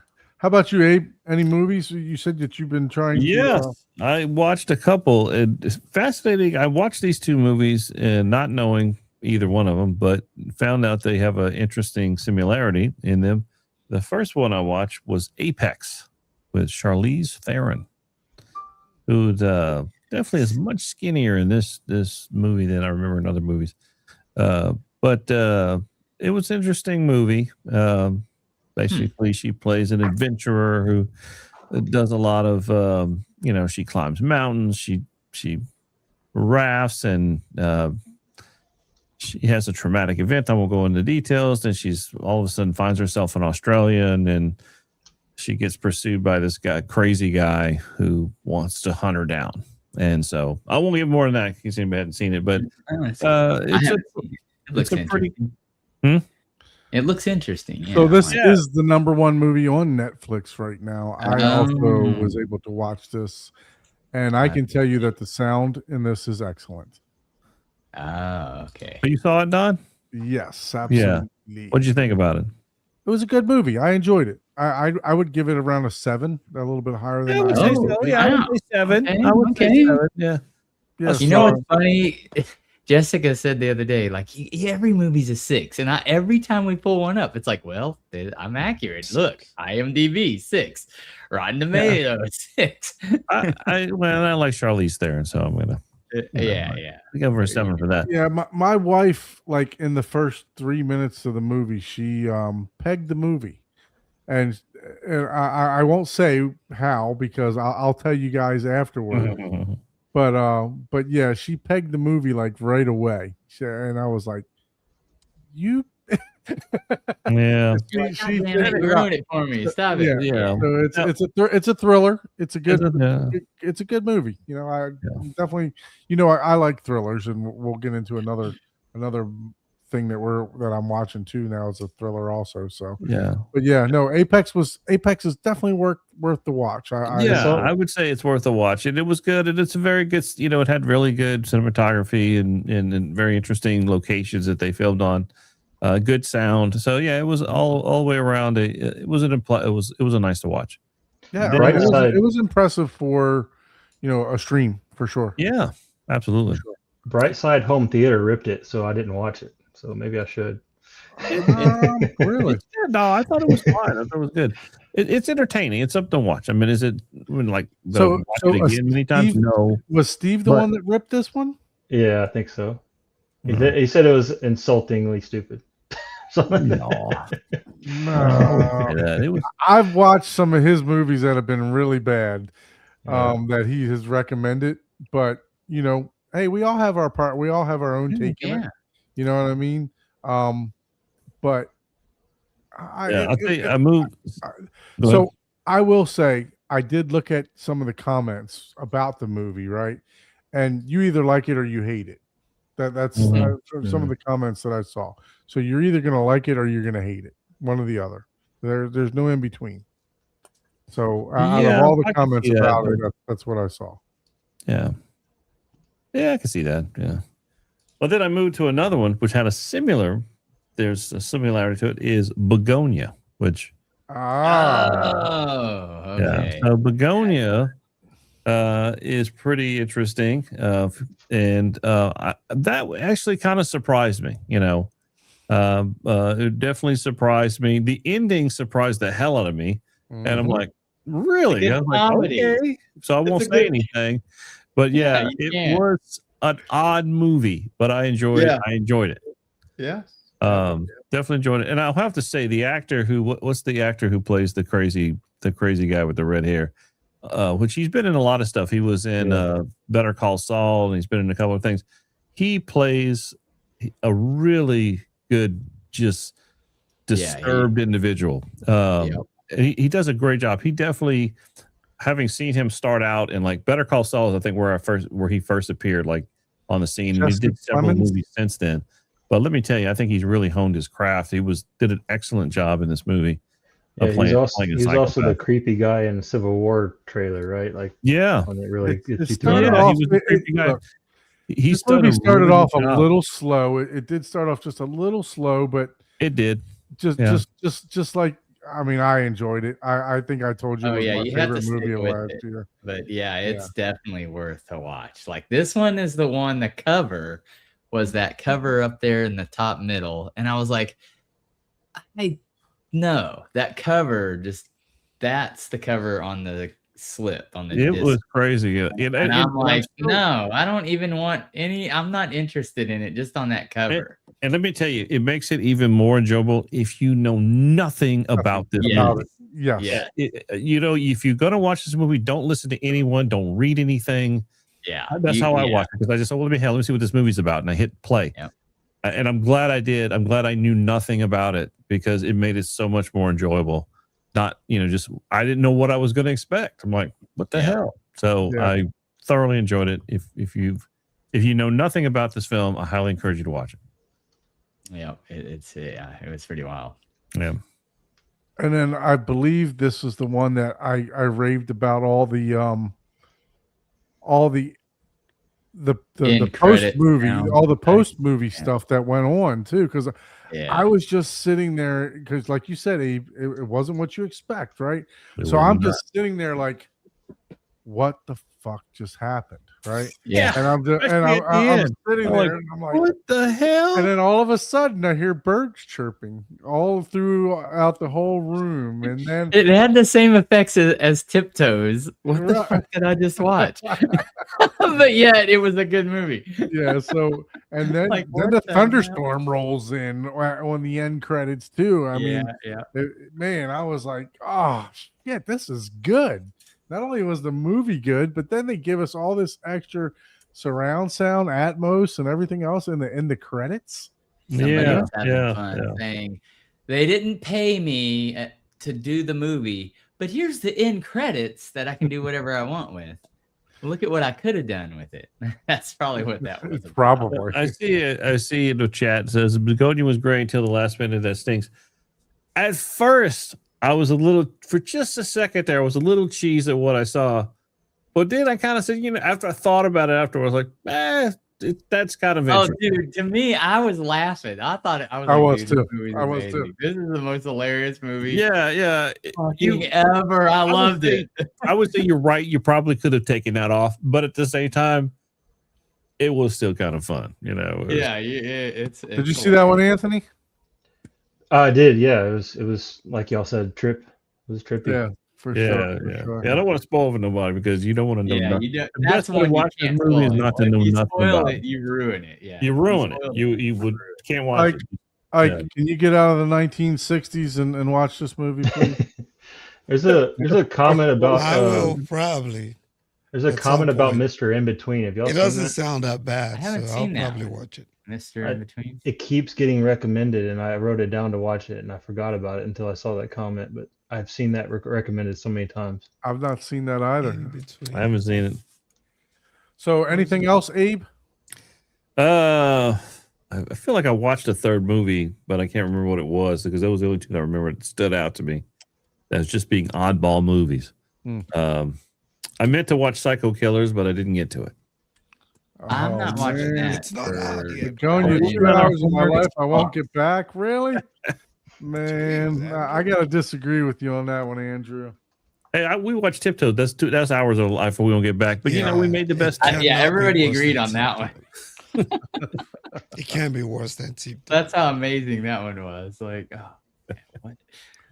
Yeah. So yes, Yeah. I love watching concerts on the Kaleidoscape. They have a ton of concerts on the Kaleidoscape that you can purchase. I have Sting in Paris. I have Eric Clapton. I have Adele. I have Def Leppard. I have Guns N' Roses. Yes, very much so. I love watching the concerts on It might be one of the best selling points of that you don't ever hear about because it is pretty impressive library of stuff that you Yeah. can't get anywhere else when it comes up. And that, yeah.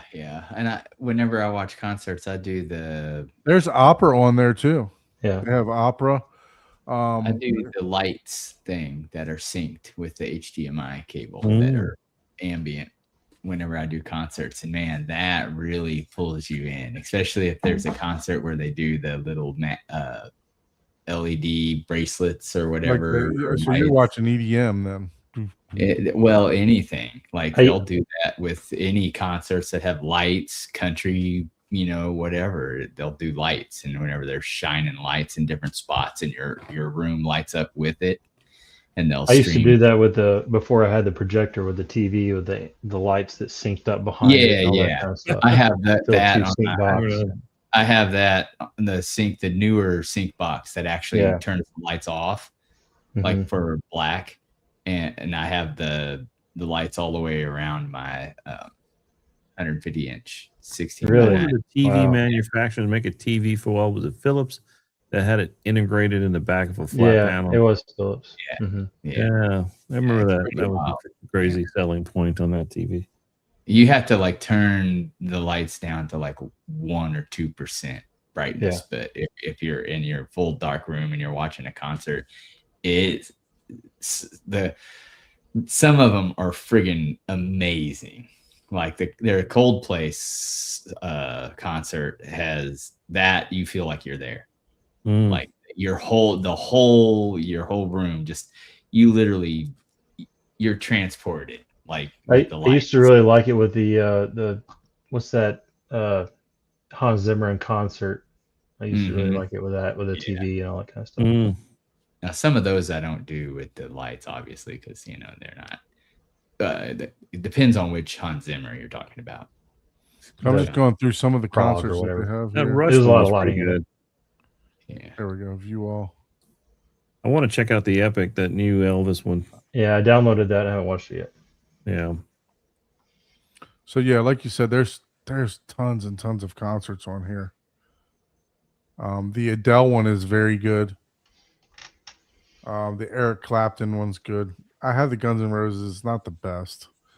What about the Slash one? That's the one you would want. So yeah, so I mean, just tons and yeah. tons of concerts on here that you don't usually find. When people are talking about their collections, there's just not, people don't usually talk about about their concert. Now, was that Lord of the Rings soundtrack up there? Is that what that ring was, or was that something different right there? Oh no, The Ring Without Words. No, Phil. okay. Yeah, Phil Harmonic. Wagner. Phil Harmon. Okay, I was wondering. I was like, what? That's not what I think it is it? It wasn't. Okay. Yeah, so you see, I'm just scrolling down. There's tons and tons of concerts here. I have the Eagles farewell tour also. Oh man, that Bruce Springsteen Letters to You was so boring. I like Bruce Springsteen, but man, that thing was boring. I stopped watching like halfway through. Oh, really? Oh, was it? Oh, don't tell me that. I have that. There's too much going back and talking and stuff, and you really wanted just to jam out, and it wasn't that. Oh, gotcha.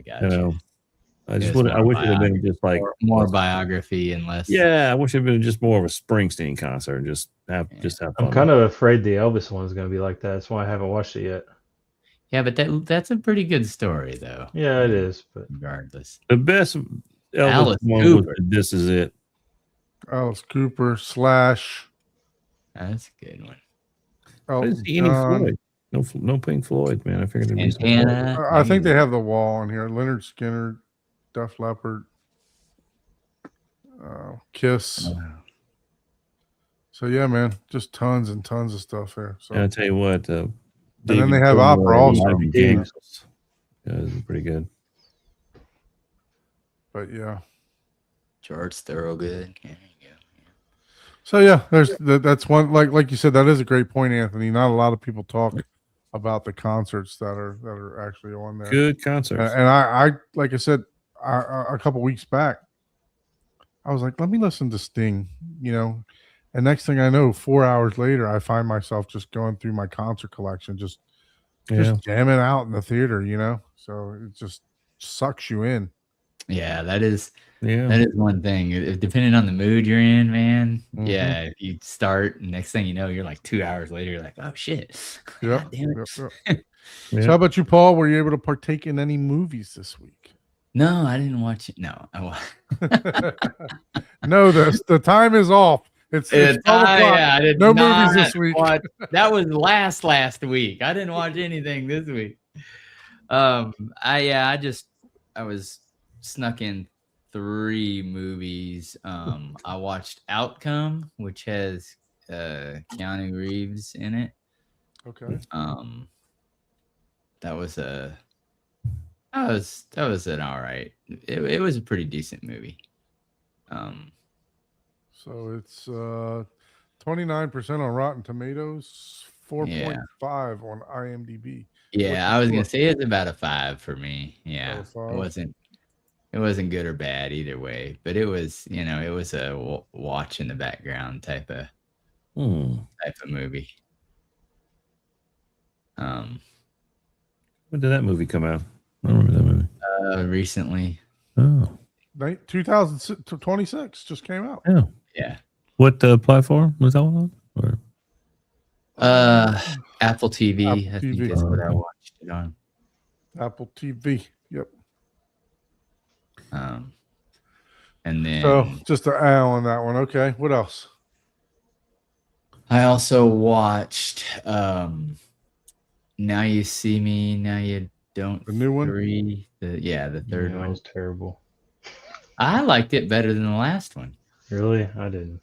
Yeah, I tell you what, there was if you're one of the scenes, I was like, oh god, one of the scenes was just like, oh, this is so horrible. Like, what the fuck? But the overall, like, movie and how they did it, it's like, as far as this genre, you know what you're getting yourself into with this one. It's it's Fast and Furious 25, except this is like the third one of That's a these. good point. But they did it a little bit, to me, better than the second one. To me, now, is it better than the first one? No, not really. Yeah. And then I watched a, This is and just the an audio Ocean's was 5 okay. movie anyway, right? Yeah, Ocean's they had 8, decent audio on it, and some of they didn't use them very often, but there was some Atmos stuff in there, but it wasn't anything that would blow your socks off.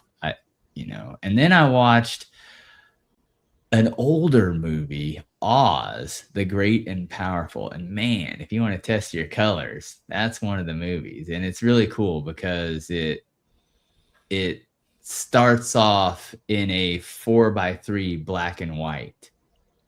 And then Oh, very nice. switches to a full on like color scene. And it's man, it'll make you go, whoa, damn. So that was pretty wild, but it's just a different take on the Wizard of Oz. Okay. So Very and I'm good. like, and the funny thing is, I found that one at Goodwill, and I There was you like, go. I live in Kansas. How the fuck have I not known about this? Because you live in Kansas. You Yeah. know all the iterations of the Wizard of Oz. It's just part and partial, right? Every dog there is named Toto. Yeah. So it's like, what the fuck? How the hell have I never heard of this? And I got it at Goodwill for like $3. Yeah, I haven't seen Toto, so I have to get that one, Magic, for sure. That's funny. I'm thinking Toto the dog, and somebody talks about Toto the band. That's Well, The band, yeah. Yeah. I knew what you were talking about. Now, is Yeah. Toto from Kansas? No. No, Now, that would be funny. that would be, yeah. And there's a Yeah. band called Kansas that Yeah. we can go on. So how about you, Ike? Did you partake in any movies? Yeah, 3 actually. So, Oh, look at this. We're going extended time today. Oh, man. no. Extended time. But It- the first one I saw was Sisu, Road to Revenge, which is a follow up to The site, the the sequel. original one. Sisu, Sisu. Sisu. Sisu, Road Yeah. to Revenge. It has Stephen Lang on it. Yeah, I heard this one wasn't as good as the first one. Yeah, Same. yeah, it's about the same. Oh, It's the same movie. Just keep going. Yeah, it's just same. I also storyline. heard that the audio wasn't as good either. Oh. Because There were a few the first Sisu was supposed to be like reference level There audio. were a few scenes right towards the end where I think, yeah, you could get some really good. Like there's a particular scene where a missile or a rocket gets fired. Yeah, if you have Scott Newby set up or any really good subwoofer, you will get some. I would expect you to get some really good infrasonics. from that. Look, Wolverine. If Scott Newby wants, he can get bass when somebody's brushing their teeth on the TV. So I mean, Yes. Yeah. Oh, man. I didn't know Art, the piano had so much 100. bass. like a Scottio coming into the mix an hour, Yeah. a minute behind. A minute, just a minute. Hey guys, What's going on, Scottio? How are you, sir? Shoot, he's just now about to go to the bar. His time. yeah, you That's guys, true. the night's young. It's What are only you guys 9:03 talking about? over in Cali. All right. Yeah, I know. They got Bucky in California. California dude just got finished surfing, man. So what else? What else you got going on over there, Ike? What kind And of? then I saw, look, Kate Basinger, right? It's called Wildcat.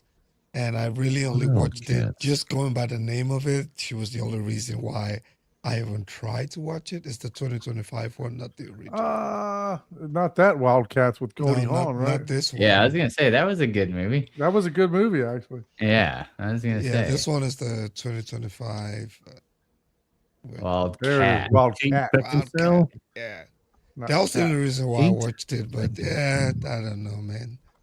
It was I wouldn't recommend it for nothing, except if you just want to see. Oh, it's a her. 3.9. Not Ooh. quite low enough to get the homework. Oh yeah, 3.9 out of 10. I Yeah, don't know. because it pretty has her, close, right? though. Pretty Yeah, close. pretty bad. I'm sure the 3.9 is because they wanted to see her. Yeah, on you Amazon gotta Prime for compare that. $5.99. Well, that and Rotten Tomatoes, what it is on Rotten Tomatoes, because sometimes It's It about kinda- the same. there's different. Some people are like, "What?" There was a 57 bot- on Rotten Tomatoes. Mm. Oh wow, yeah. See, that's totally different. That's a Yeah, because sometimes the critics hate the movie, but the public love it. yeah. I mean, if you're looking at it, That's like American Beauty. The critics love that movie, and I couldn't stand it.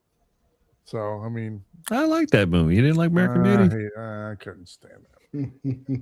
Yeah, no, Thor Birch. And same thing with Mother. Did you see Mother? No, haven't seen I haven't seen that one. I forgot who the actress is on that. So, what was your third one? Hopefully, it was a top hit. It was another Stephen Lang and Dolph Lundgren movie, Hellfire. Oh, okay. It's I I heard like mixed that one. reviews on that one. I bet you that's a 6.4 on the rating. Without- I haven't even 26? seen it. Yeah, What is the 4.6. 4.6. Oh, I'm just I'm a step dyslexic. above that other one. You're Yeah. watching some killer movies here. Yeah. yeah. It's, one. Clearing out the Sometimes I bottom watch shelf. based on the actors. I haven't seen a Stephen Well, Lang movie Dolph in a long anything's time, Dolph Lundgren And right Dolph now is Lundgren, definitely a too. B movie. Yeah, that's Dolph true. Lundgren was on it. So it's a good movie. It's one of Okay. those just sit back, chill, relax. You're not looking for anything too crazy Right. from it. for sure. And I mean, for those of us that grew up with Dolph Lundgren and Stephen Lang, Yeah. you just want to enjoy these types of movies. So Yeah. Yeah. So I'll go to mine. So just like Abe,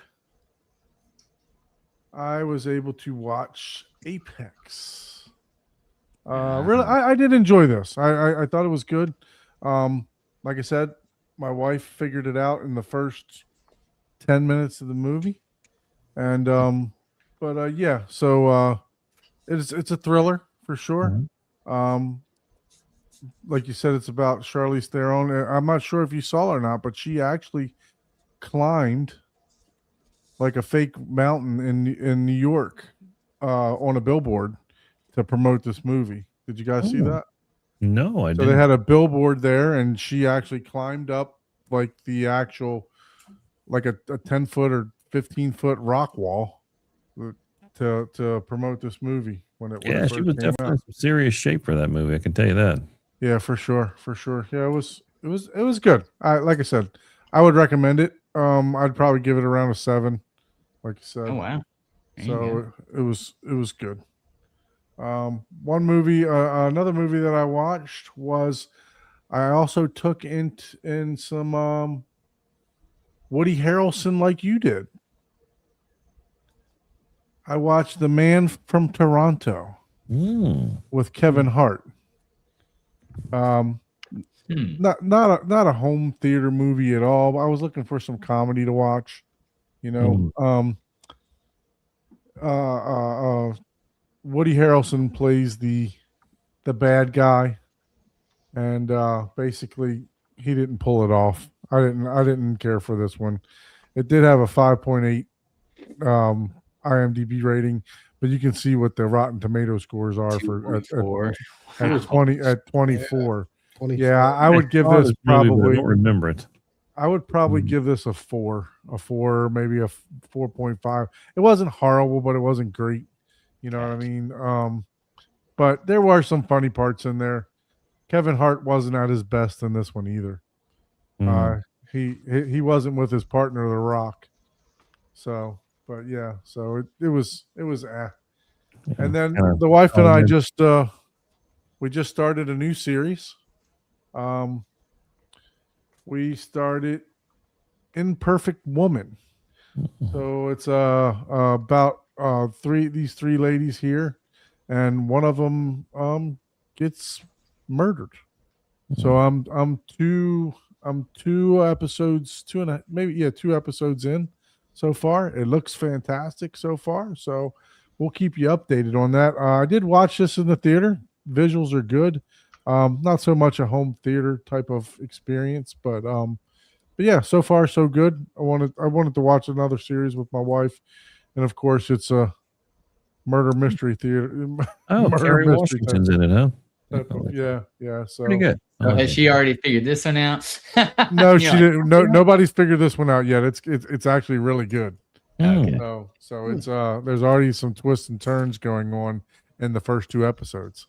So it's pretty good. It's leading you down certain pathways that you may not think. So, but yeah. What about you, Scotty? You been able to watch any movies lately, sir? I have not been able to watch a single movie all week long. The most media attention I got was popping in when my wife was watching old reruns of Who's the Boss. Oh my God. Tony Danza. Yeah. Young Young Alyssa Milano. Now, let me tell you what, I had a crush on her when doing that show. Oh yeah. I think we all did. It was that you were a young boy growing up watching that movie.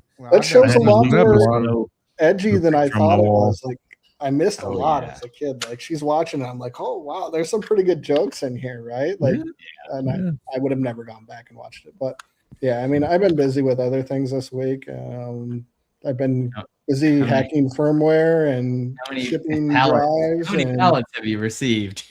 what's that? How many pallets have Just you 2. received? Just 2 full pallets of Yeah, drives. and I need to make Buc-ee's hat another you have order on? this week. So Is that a Bucky's hat you have on there?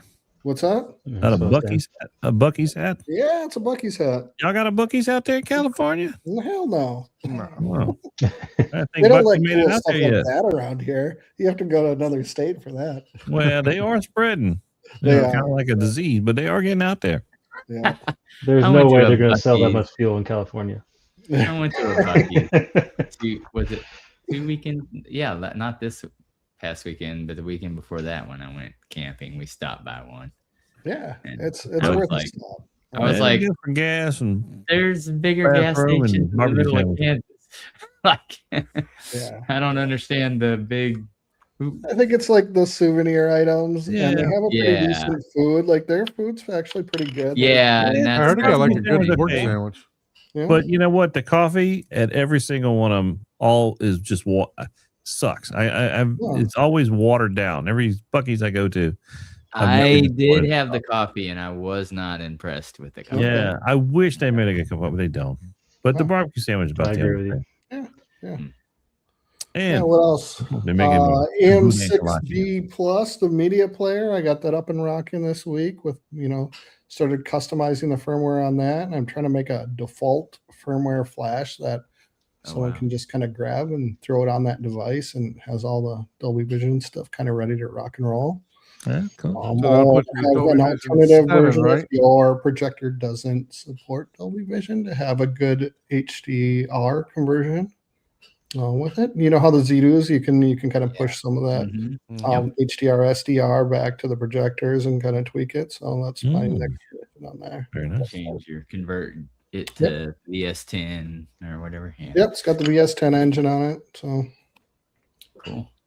Very nice. So how can they find you, Scotty, if they need an optical drive? Oh yeah, they can hit me up by email, scottioav@gmail.com if anyone's looking for an optical drive. No, they're getting hard to get, and I've been trying to secure them and give anyone that's in our niche a good deal. It's fluctuating on me. Like some days I'm able to get lower pricing than others, but the general trend, obviously, as everyone has seen, is it's just trending up, right? Very good. Very good. And were you able, I know in the chat, our Home Theater Hub chat, you were trying to find out if anyone had a K-scape so that you could test to see if the drive would work just the digital. Were you able to test that, or do you? No, but I heard that I have a volunteer, Don. Yeah, no, look, ship it to me and I'll well, first of all, I'm going to try the one that you shipped to me here. Why I got it wouldn't right here. I mean, that's the There's the way that the discs are there's different different versions of the firmware. One of the older versions of the firmware that a lot of people use for Kaleidoscape is like not really optimal for both that and ripping. So there's benefits to running a newer version of the firmware that you could still back up your UHD discs, but unfortunately, up until a couple of days ago, that new version of firmware was not able to be read by Kaleidoscape. So I've been busy with bin hacking files and firmware and trying to make it work, and I believe I have it ready to kind of rock and roll, so you get the best of both worlds. awesome. Yeah, I mean, both my LG and my Asus drives that I had before, they would both read on it. Yep. And that was not the suggested drives that they had on their website. Yeah, you don't need to have you can use that earlier version of the firmware and it will work, but it's more prone to like The error runaway. reads and yeah. So my goal was to I know that they can do it with that, and that's fine. If you want to just buy one to do that, then yeah, I'd say go for it. But if you want to have like a dual purpose one, that was kind of my goal on it. Like I want to ship something that's a bit higher quality than what's out there now. So Yeah. we'll see. For sure. Yeah. So what I'm curious now. Sorry. What's you have like a better firmware for ripping? So the later versions, so how it kind of works in the tier, you have like some of the latest versions of the firmware default from the OEM can be made to enable ripping with it, but sometimes it's still better to go back a single version. Sometimes it's better to go back 2 versions, right? It all kind of depends on the drive and how it performs. In order for it to read on things like DVD Fab, Kaleidoscape, and things, people revert all the way back to almost like, think about it as like the beginning. It's like a 1.0 firmware, right? So you can put 1.0, which is an earlier firmware on it, but you lose a lot of the benefits of the later firmware that perform better. Okay. So you're trying to recode that to combine them all. Trying to make it more compatible with multiple One devices. format that It sucks when you have a disk that's barely Combines them all. scratched and it bails because you're running a 1.0 firmware, where sometimes, with a newer firmware, it kind of can get through it a little easier. So. Is it more finicky with like MKV files than it is just ripping ISOs? What's that? Is it more finicky when you're doing like MKV transitions versus just ISO copies? Well, I mean, with ISO, you're copying the entire disk, right? So you have a chance of getting more errors because you're reading further along that disk. Where if you're just doing like an MKV of the main movie, you're not reading, you're excluding X amount of data. So you have a less of a chance to run into like a ripping error. I did not know that. I personally, I always do like a full dump, right? Like it's an ISO or a BDMV file dump. That's what I do. And then from there, if I want to rip it out, then I just do it on the file system. It's so much faster anyways. Yeah. And I want to, my main goal is to back up my own collection in case something happens to it. Is there like an upgrade for these LG mobile drives? Which one do you have? Pull it up. These things.